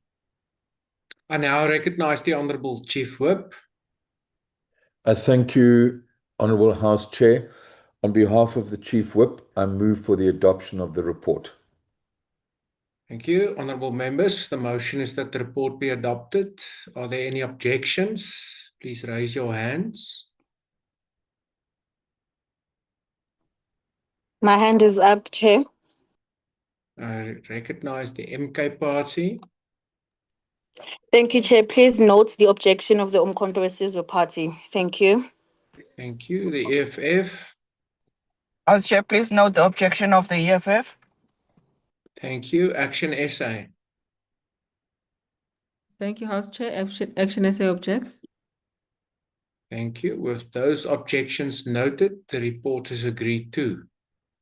Honourable members, we now move on to the last order of the day, which is the consideration of the report of the Portfolio Committee on Agriculture on an oversight visit to the Free State province to assess interventions to control foot and mouth disease from the 16th to the 20th of March 2026. To introduce the report, I recognize the Honourable Ndalane.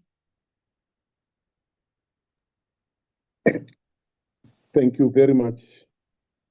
My name is Christopher Malemaja. I will take it on behalf of Honourable Nkabani. Please do so. Thank you so much. I stand before this August House today to formally table and move for the adoption of the oversight report of Portfolio Committee on Agriculture, following an oversight visit to Free State Province conducted between the 16th and the 20th of March 2026. During the oversight visit, the Portfolio Committee assessed the responses by the Department of Agriculture to the outbreak of foot and mouth disease. Following its classification as a national disaster on the 13th February 2026 by His Excellency President Ramaphosa in 2026 State of Nation Address at the time of oversight visit, Fezile Dabi District Municipality had accounted for more than 65% of confirmed provincial cases and it became the national epicenter. The main purpose of the Portfolio Committee was to assess the rollout of the mass vaccination campaign, implementation of movement control, state of veterinary capacity, stakeholder coordination, and extension support to the affected farmers. House Chair. The Portfolio Committee on Agriculture made the following key observation from its intervention with the Provincial Department on Agriculture, stakeholders, and the farmers. Farmers reported inconsistent information, weak awareness campaign, and confused about quarantine, vaccination, and animal movement. Stakeholders believed earlier intervention, private sector involvement, and preemptive vaccination could have limited the spread. Small-scale farmers described the inadequate extension service, limited technician assistance, and limited practice support. Animal continued to move without the required permits, weak border control, non-functional municipal bound and unmanaged stray animal increase in the risk. They were also concerned about the supply of ear tags and whether every vaccinated animal has been branded and recorded onto the national traceable system. Through its deliberations, the Portfolio Committee noted the concern that the spread of FMD virus remained a serious threat to the livelihood of farmers, as market access was restricted with vaccinated animal carrying the F brand, attracting lower prices, while some abattoir and auction totally rejecting the livestock. The cost of the feed was another serious economic risk, as estimated feeding cost during the 28th quarantine day was reported to be about 500 rand per animal per day, while farmers earned no income, still carried operational and employment cost of their farming operation. Some of the key findings of the Portfolio Committee related to the laggard and reactive response to the outbreak, as there was limited vaccine supply, which meant vaccination focused mainly on the outbreak areas, leaving unaffected area vulnerable to further spread of FMD virus and thus new FMD outbreaks. There were also shortage of personnel such as veterinarians, animal health technicians, veterinary laboratory technicians, data capture. Further deliberation revealed that there was a strong need to structure public-private partnership as the initial approach of a public sector-led mass vaccination campaign will not achieve the goal of 80% coverage of the national head of cloven-hoofed animal within stipulated time. The report of the Portfolio Committee made strong recommendation to the Minister of Agriculture to further engage the Minister of Cooperative Governance and Traditional Affairs, as well as the Minister of Finance, on the modality that the declaration of a national disaster in respect of the FMD break could be taken. The Portfolio Committee has maintained that the Minister of Agriculture should provide a time-bound contingency plan covering laboratory capacity, risk-based disease surveillance, addressing personnel shortages, and constant implementation of movement control. Lastly, whilst the Portfolio Committee on Agriculture acknowledges the competency of both the national and provincial department in respect of animal health, there is a serious need to establish a centralized reporting system, standardized provincial communication in order to comply with the international standard as set out by the World Organization for Animal Health. The central message is clear: FMD is not only an animal health emergency. Thank you, Honourable Member. Yes, I thank you. Thank you so much. There will now be an opportunity for declaration of vote. The MK Party. Greetings, Chair, and greetings, honourable members. My title of today's declaration is Quis Custodiet Ipsos Custodes. This is a Latin word which means who will guard the guards themselves. This is in relation to the case of Sakelika in the Free State, wherein the commercial farmers have lodged a case that they want the state exclusivity of importing vaccine that themselves too must be parallel to the state, which is a red flag. Number two, this FMD is as a land thief disease because it is exposing the fault line of the great betrayal of the white commercial farmers, and they have a tendency to betray black leaders. I will start in 1852 when King Squat and Pichu Bird, they agreed that a white man is a migrant and a black man is a landlord, and a white man must wait 100 years before they can buy land in South Africa. But 60 years later, that is 1913, they passed a law to take the land of the king. Since then till today, 206 years later, blacks have no land, and therefore they are unable to comply to the FMD protocol, which today, as we face foot and mouth disease, we are found wanting in terms of compliance to the protocols of FMD, because we need to have vaccines, grazing land, quarantine facilities, dipping facilities, feedlotting facilities. All of these are the prerogative of the commercial white farmers due to Land Disposition Act of 1913, Forced Removal Act of 1955, and Expropriation Act of 1975. Free State was coined by the Voortrekkers when they left the Cape in 1820, and they arrived in Free State, wherein they find the Basutus, and they push them into what we call today Lesotho, and then the remainder of the majority of Basutus remain the slaves of the white commercial farmers since then till today. So how do you expect black people to comply to FMD protocols when they have no land? And we have seen DA, AfriForum, and Agri-SA challenging the Expropriation Act, which they passed this act in 1975, wherein they take all the land of Amakosi and Black. Today they are defending that that land must not go back to its rightful owners. They are challenging practically elected president's signature that it is unconstitutional. What do they know about constitutionality? Because in 1975 they were not using a constitution. Today they are the expert of the constitution. How interesting is that? I can tell you now, the white commercial farmers are practicing economic espionage.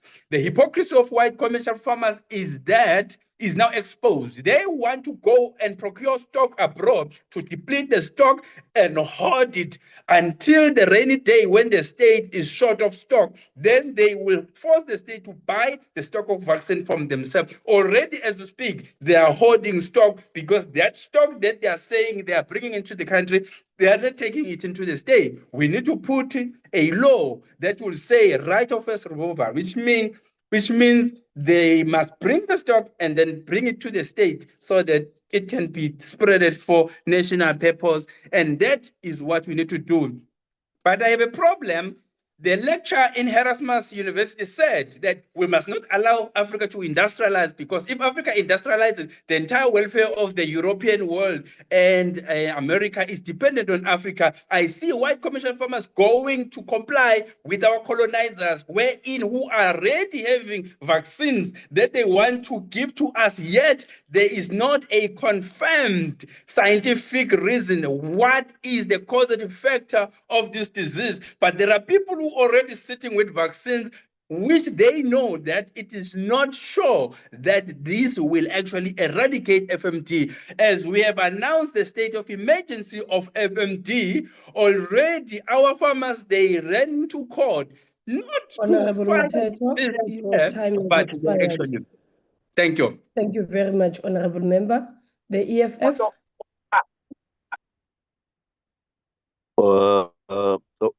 Honorable Chair. The Yeah, EFF. thank you, House Chair. Yes, Chair, Honorable Prasa will take the debate. Okay, thank you. You may continue. No, thank you very much, Chair. Chair, as the EFF, we must be very clear. This is not simply an animal health problem. It's a food security crisis. It's an economic crisis.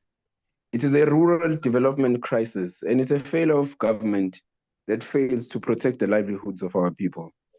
So the report is really painting a disturbing picture. Foot and mouth disease has now been dictated across the country in all 9 provinces.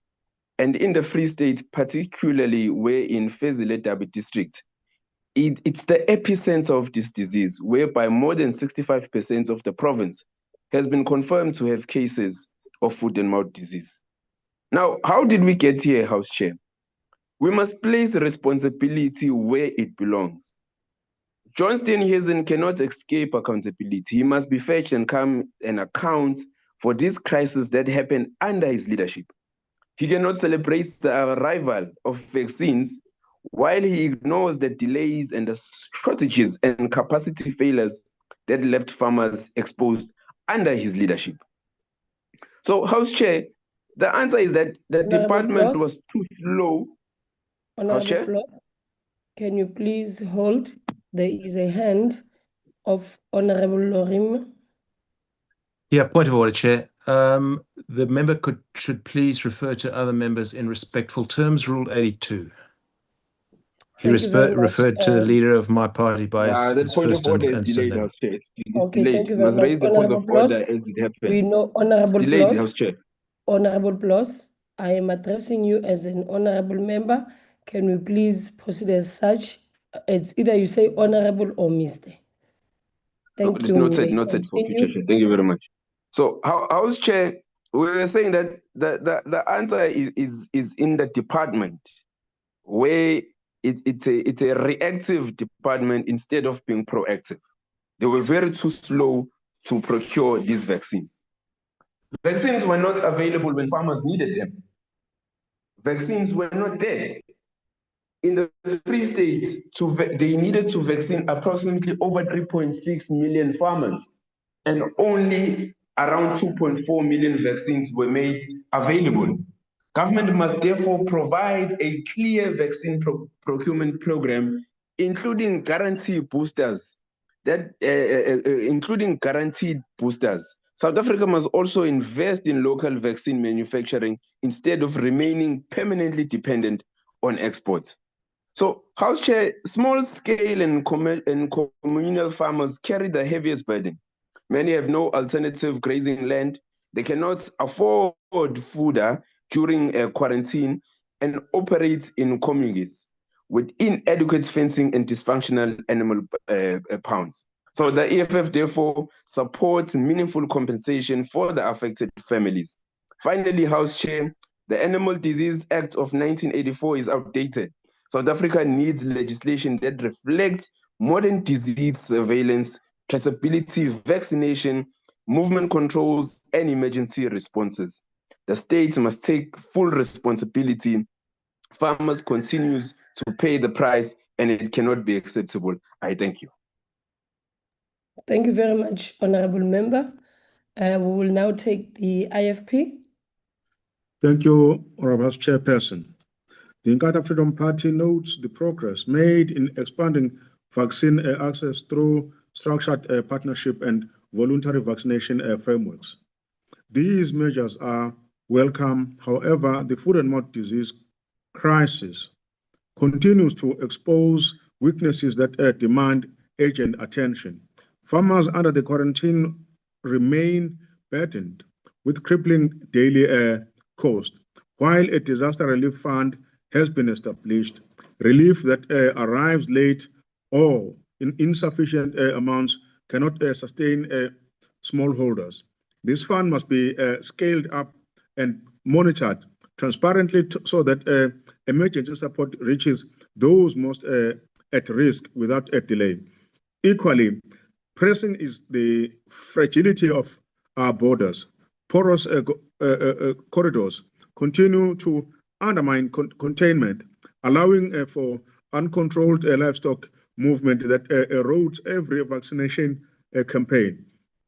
Strengthening enforcement along rural borders to control livestock movement is crucial if biosecurity is to succeed, and confidence in our national health is to be restored proactively. The IFP accepts this report, but stress that agency of accessible relief fund, and the proactive protection of our country's borders. We thank you, Chair. Thank you very much, Nkosi Kulu. I will now go to the PA. Thank you, Honourable Speaker. Die PA verwelkom die Komitee oor Landbou se verslag oor die verwoestende impak van back and closure en ondersteun die aanbevelings daarvan. Ons kan egter nie die ernstige tekortkome in die regering se hantering van hierdie krisis ignoreer nie. Die boodskap is duidelik. Die regering reageer te dikwels op krisisse eerder as om dit betyds te voorkom. Back and closure het teen Februarie 2026 al 9 provinsies versprei met meer as 100,000 bevestigde uitbrakings wat reeds aangemeld is. Teen Mei 2026 het die aantal aannemende uitbrakings meer as 2000 gestyg. Boere word steeds gekonfronteer met ernstige uitdagings rondom die beskikbaarheid en verspreiding van enstowwe, siektestoestig, bewegingsbeheer, biosekuriteit en kapasiteit binne die staatse veeartsdienste. Die komitee het self hulle kommer uitgespreek oor die tempo en dekking en die ingrypingsprogram, as ook die beskikbaarheid en verspreiding van enstowwe. Die grootste bekommernis is dat boere die finansiële gevolge van hierdie krisis self moet dra. Stywel en ander veeboere verloor inkomste, markte word beperk en kleinskaalse boere word besonder swaar gestraf. Die ekonomiese impak strek veel verder as die plaashek. Dit raak werksgeleenthede, voedselproduksie en handel voedselsekuriteit. Die verklaring van back and closure as 'n nasionale ramp moet meer as 'n verslag op papier wees. Dit moet lei tot vinniger optrede, beter koördinering en beter beskikbaarheid van die nodige hulpbronne. Die PA doen daarom 'n beroep op die regering en op hierdie komitee om asseblief eerder prevention in plek te sit. Ons benodig 'n gekoördineerde nasionale strategie, betroubare en voldoende enstofvoorraad, sterker veeartsdienste. Your time has expired. Thank you, Honourable Chair. Thank you very much. I will now call on the FF+. Baie dankie, agbare huisvoorsitter. Hierdie verslag is eintlik geskiedenis. Dis nie eers eie tydse geskiedenis nie. So lank terug is dit in die verloop van hierdie epidemie waarmee ons in Suid-Afrika se veeboerdery te doen gehad het. Eintlik is dit ironies dat hierdie verslag selfs meer as 'n jaar voor die tyd al voorspelbaar was. En die Vryheidsfront het dit inderdaad so voorspel soos dit uitgespeel het. In die tussentyd is daar 'n hele paar slagoffers van hierdie gebrek aan aksie wat in Suid-Afrika in die slag gebly het. In die eerste plek het ons die veeboerdery self met die suiwelvertakking wat baie skade gelei het, maar ook vleisboere, dan die landelike ekonomie wat grootliks afhanklik is van die tydige en die strategies berekende verkoop van vee om die ekonomie aan die gang te hou. Dan die geloofwaardigheid van die departement van landbou. Dit het in die slag gebly. 'n Departement wat eers die saak nie onder beheer kon bring nie en toe daarop aandring om dit alleen te beheer. Eintlik die grootste ironie, die grootste slagoffer. Die geloofwaardigheid van die staat het in die slag gebly, niks minder nie. Dan 'n sekere politieke siening van die staat wat 'n sentrale rol speel, wat beheer moet neem oor wat in Suid-Afrika aan die gang is. En ten spyte van die destydse minister wat die leier was van 'n party wat 'n teenoorgestelde politieke siening het hy toe hy sy hande op die magshefbome het hy maar net opgetree soos 'n ANC minister, asof hy presies dieselfde ideologiese siening en siening van die staat op nahou. Dit is my enkele van die slagoffers. Tyd laat ons nie toe om alles te noem nie. Die punt is, ons is nou nog 'n paar maande verder en daar's uitbrekings in ander dele van die wêreld. Suid-Afrika is nie meer so hoë prioriteit nie.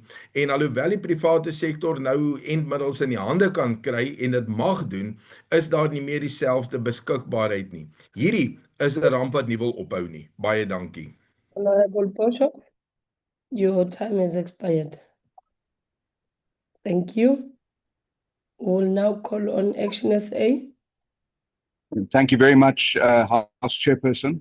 This oversight report to the Free State couldn't have come at a better time. The Free State was the epicenter of the outbreak, and the province, bordered by 6 other provinces and Lesotho, made it especially susceptible. The MEC and the animal health officials were well informed about the disease and had good knowledge of the campaign and all its related challenges. Their challenges reflect those of all 9 provinces, which include the lack of necessary resources to effectively and efficiently vaccinate all 3.6 million head of cattle. We also noted foot and mouth disease outbreaks in piggeries in the Free State. The ongoing vaccine shortage and lack of follow-up booster vaccines, along with severe shortages of human resources, veterinarians, animal health technicians, lack of quarantine facilities and livestock feed, especially on commonages, lack of vehicles and fuel, lack of capacity to rapidly roll out the vaccine campaign, which undermines the strategy of the universal vaccination program. These are all compounded by the fact that the outbreak was only classified but not declared a national disaster. This all reinforces the call for the decentralization of the vaccination campaign. If the state can't cope, let the farmers and livestock. The Department of Agriculture had a very poor preemption response to this outbreak, and lack of domestically produced vaccines severely compromised the campaign. Those responsible for this must be held to account. And the report on the disappearance of 500 million rand for the GMP facility must be publicized and prosecutions must follow. Action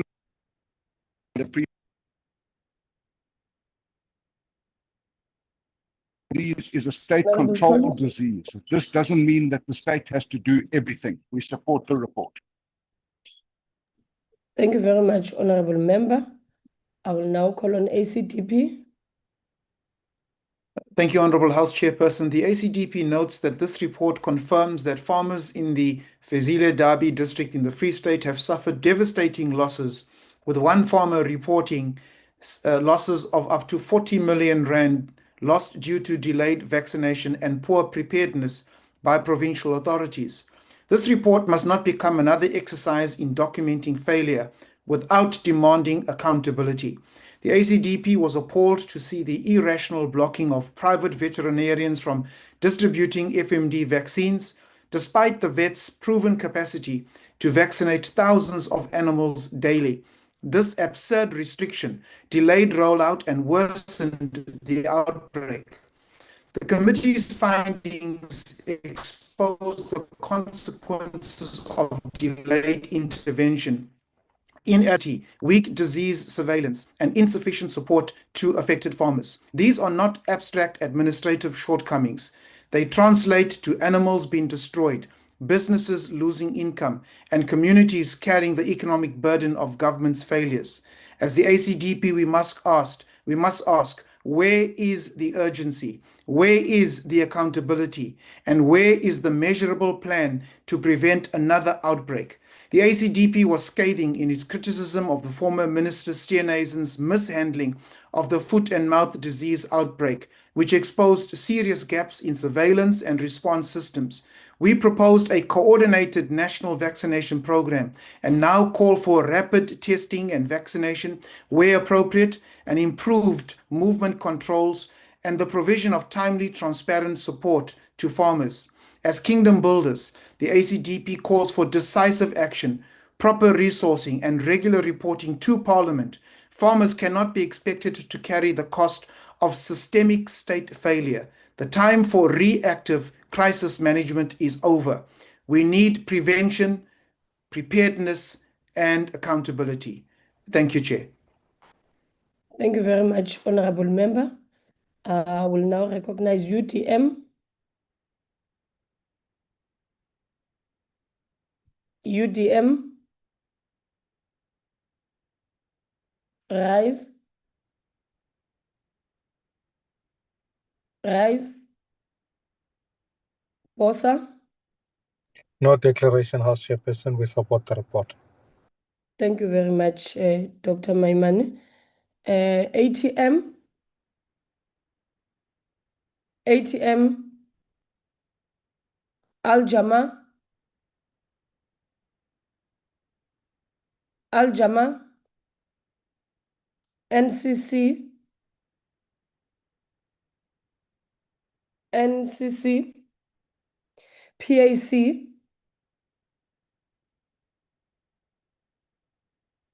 UAT. Good. I will now recognize the DA. Thank you, House Chairperson. Honourable House Chairperson, the Free State is a key agricultural province in South Africa, with cattle farming playing a particularly important role. Cattle farming supports rural communities, contribute to the provincial economy, and plays a vital role in food security. When foot and mouth disease first emerged in the province, many farmers rightly emphasized the urgent need for government action. Upon assuming office, Minister Oukamp has responded effectively to these challenges, showing a clear willingness to engage with all stakeholders. Since FMD has declared a national disaster on 13 February 2026, the Free State has emerged as one of the provinces most severely affected by the outbreak. The Fezile-Dabi district municipality in the northern parts of the province has been a particular area of concern, as cases at the start of 2026 continued to rise rapidly during this period. This municipality accounted for more than 65% of the province's confirmed FMD cases. The above necessitated the Portfolio Committee on Agriculture to conduct an oversight visit to the Free State to assess interventions to control the spread of FMD. The delegation was briefed by the Free State MEC for Agriculture and Rural Development, and as well as other members of the Provincial Department and state veterinarians. The delegation also engaged with relevant livestock stakeholders and farmers. Additionally, the National Department of Agriculture provided the delegation with an update on the FMD outbreak and its interventions. During the delegation's visit, the MEC reported 396 confirmed cases and 164 suspected cases across 17 municipalities in the province. At the time, the province classified that its aim to vaccinate approximately 3.6 million cattle, but faced severe challenges, including shortage of funds, vehicles, and state veterinarians. Despite numerous challenges, the MEC highlighted strong cooperation and ongoing engagement with stakeholders, resulting in constructive and valuable contributions. At the time of the oversight, the National Department reported the arrival of 1 million FND vaccine doses from Biogenesis Bargo from Argentina and 1.5 million from Dolvet in Turkey. In total, the Free State received just under 400,000 vaccines from the batch. It is encouraging to see that since the delegation's oversight at the end of March, the National Department has significantly increased the number of vaccines imported into South Africa. Approximately 17 million vaccines have been imported to date. Engagements with several Free State stakeholders and farmers highlighted important FND-related challenges faced by the broader farming community. Some acknowledge regular engagements with the provincial department and praised the assistance received from the provincial veterinary services. But issues were raised, such as poor communication and lack of FND awareness campaigns, delayed response to FND outbreak, lack of preemptive vaccination, and traceability and availability of tags. The feedback is crucial for the department and underscores the significance of the committee's oversight in fostering accountability and action against FND. The committee's reflection of observations regarding vaccine availability, veterinary support, and government communication, and ultimately its recommendations should be considered. I am confident that Minister Oukamp and the National Department will give these inputs the serious consideration they deserve, as demonstrated by the Minister's continued engagement with the agricultural sector and its various stakeholders since the start of his tenure. Those who engage with the committee during the Free State Oversight visit can rest assured that their concerns will not fall on deaf ears at Minister Oukamp's door. Thank you. Thank you, Honourable Member. The ANC. Thank you, Honourable House Chair and Honourable Members.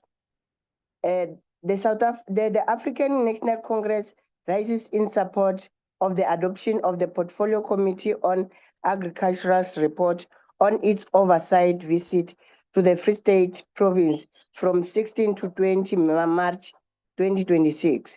This report is necessary exercise of Parliament constitutional duty to oversee executive action and to ensure that the state respond decisively when the livelihood of farmers, farm workers, and rural communities are threatened.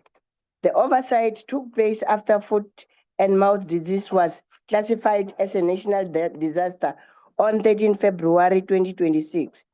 By then, it had reached all 9 provinces, and the Free State was the national epicenter.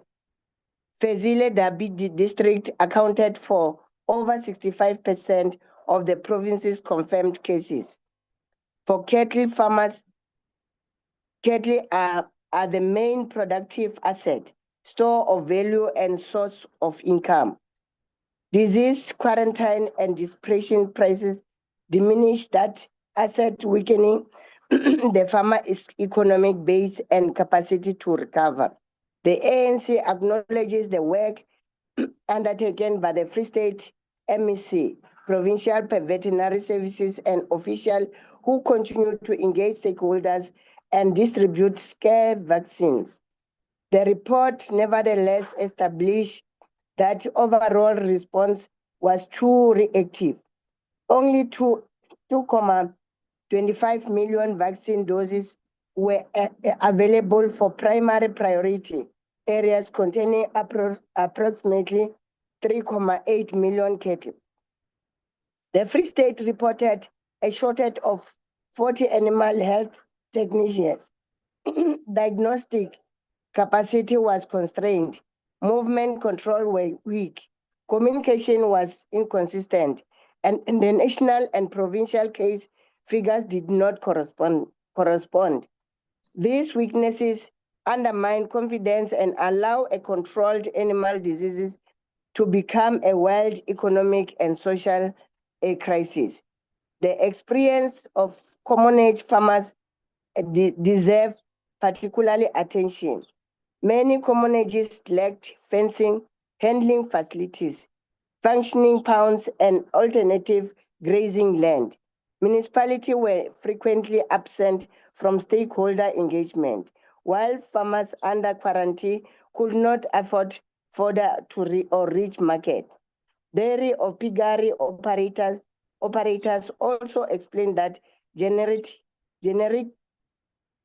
cattle protocol did not address the operational realities of their industry. Some suffered losses running into millions of rand. The ANC cannot accept a system in which historically disadvantaged farmers received land but are left without veterinary services, infrastructure, finance, and reliable market access. The Freedom Charter that the land shall be shared amongst those who work in it, and that the state shall assist the tilers. The ANC 55 National Conference resolutions and 2024 election manifesto affirms support to Black farmers, productive communal land, food security, and rural economies. This commitment defines a development state. It does not merely regulate agriculture. It uses public institutions, finance, science, and coordinated action to protect productive assets, transform the sector, and secure food supply. Effective biosecurity is therefore central to agrarian transformation, employment, affordable food, and agricultural trade. For this reason, the ANC supports the committee's call for urgent engagement on emergency funding or a fair framework to address proven losses. The department must submit a credible vaccine procurement plan that guarantees sufficient doses and timely boosters while building dependently local vaccine production. It must address late payment to vaccine producers, expand laboratory capacity, fill critical veterinary and animal health technicians posts, strengthen traceability, and ensure that all provinces report through one reliable system.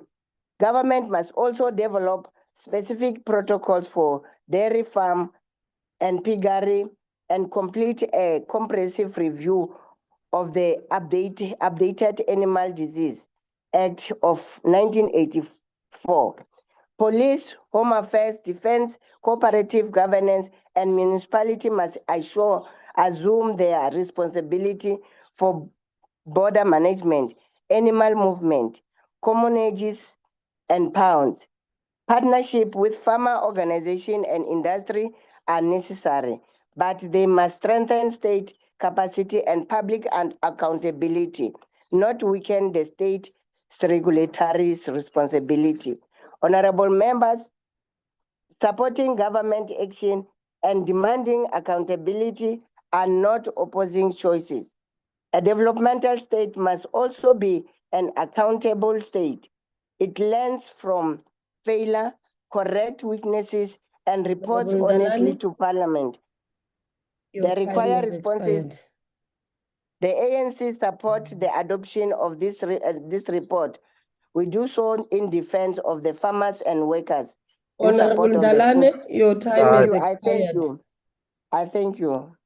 Thank you. Thank you so much. I now recognize the Honorable Chief Whip. Good afternoon, House Chair. On behalf of the Chief Whip, I move that the House adopts the report. Thank you. Honorable members, the motion is that the report be adopted. Are there any objections? Honorable Mkhize from the MK. Thank you, Madam Chair. The Umkhonto Party rejects this report and we are calling for a division.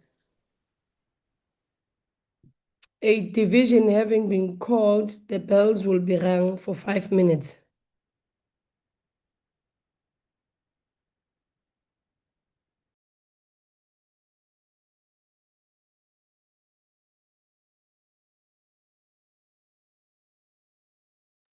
This gives an opportunity for members who are not logged in to join in on the virtual platform.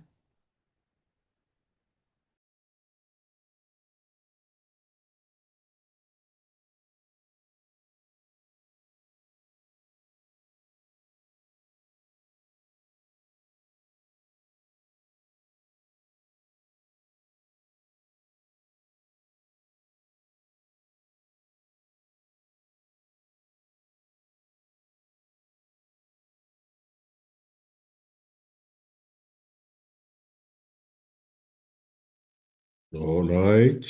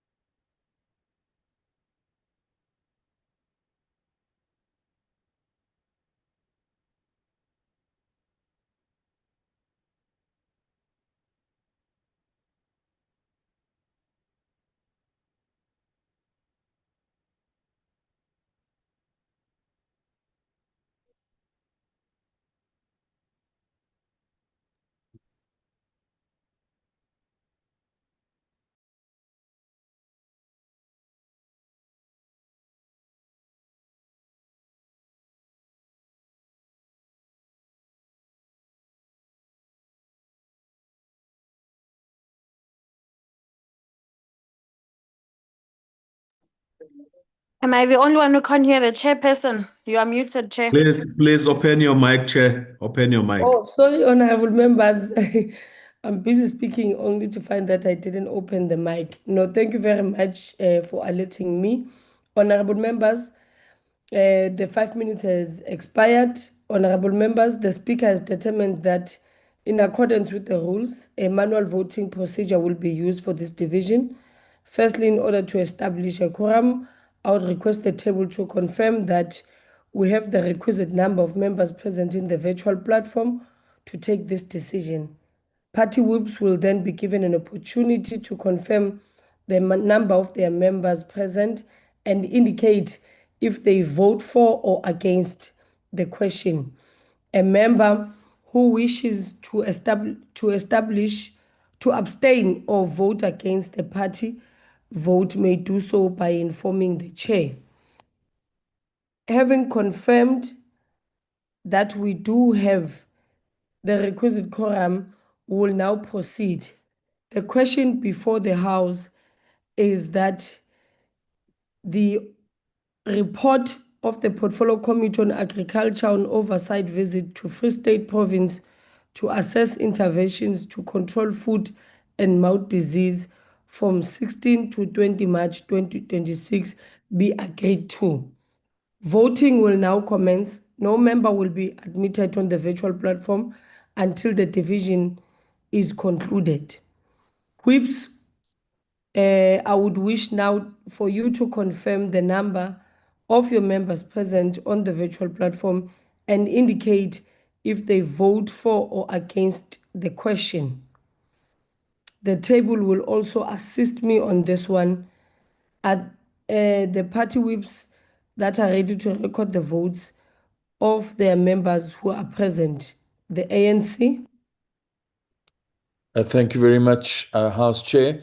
The ANC has the number of 108 voting in support of the report. Thank you. Thank you. The DA. Thank you, House Chairperson. The Democratic Alliance has 58 members online voting in support. MK. Thank you, House Chair. With 50 members on the platform, we vote against. Thank you. EFF.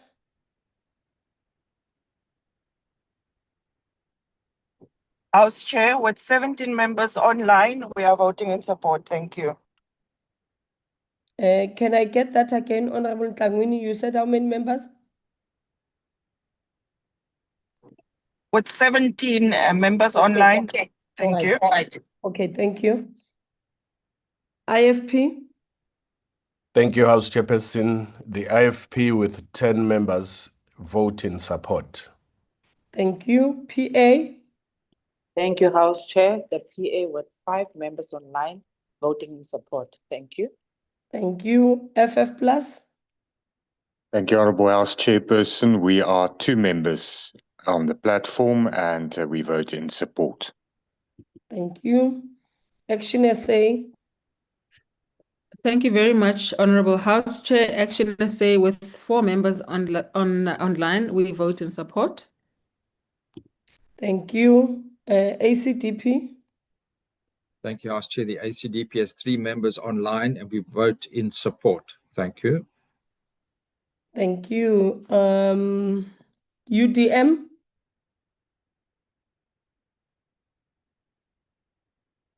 UDM. Rise. Bosa. Bosa with 1 member online and we vote in support. Thank you. ATM. Al Jama. NCC. PAC. UAT. That brings us to the end of party votes. While we wait for the table to confirm, I will acknowledge you now. While we wait for the table to then confirm the numbers that have voted, I will first like to recognize There was an honorable member from the ANC first. I couldn't take your hands because we were recording the numbers yet. Honorable Mkhize, you can come in. Thank you, House Chair. The table staff has just sent us, they had made a mistake. It's 51 members on the MK platform voting against. 5-1. Thank you, It's Chair. 51. Yes, Chair. Thank you. Oh, Honorable Chairperson, Isaacs. I raised. Yeah, I raised my hand, but because Honorable Adams was kicked out, but the system automatically picked her up again. So thank you. It was Okay, at that thank you. moment. Yeah. All right, Okay, thanks. thank you. Honorable Kamete, what are you raising on? Chairperson, thank you very much. I wanted to remind you, Honorable Mkhize is the Chief Whip, not just Mkhize. Thank you. If I say Honorable Mkhize, it is Honorable Mkhize. Honorable members, will wait for the table to confirm the numbers and we proceed.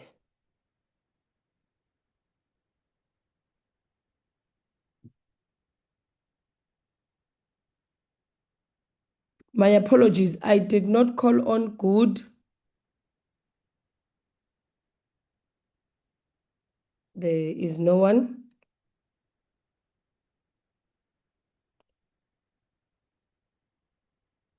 Is there any member that wishes to abstain or vote differently to their party? Thank you. The voting session is now closed.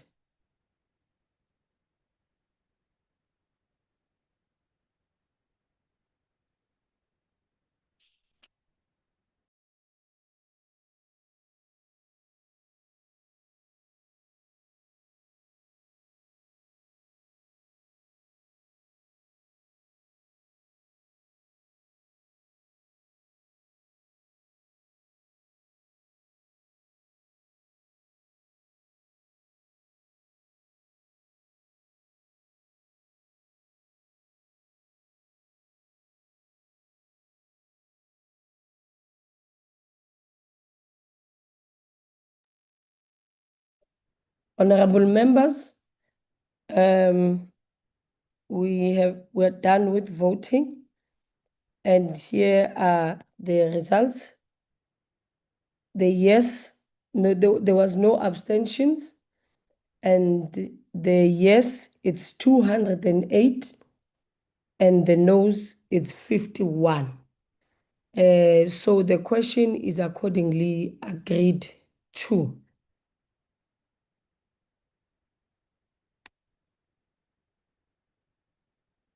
Thank you very much, honorable members. That was the last report that we were dealing with, and we will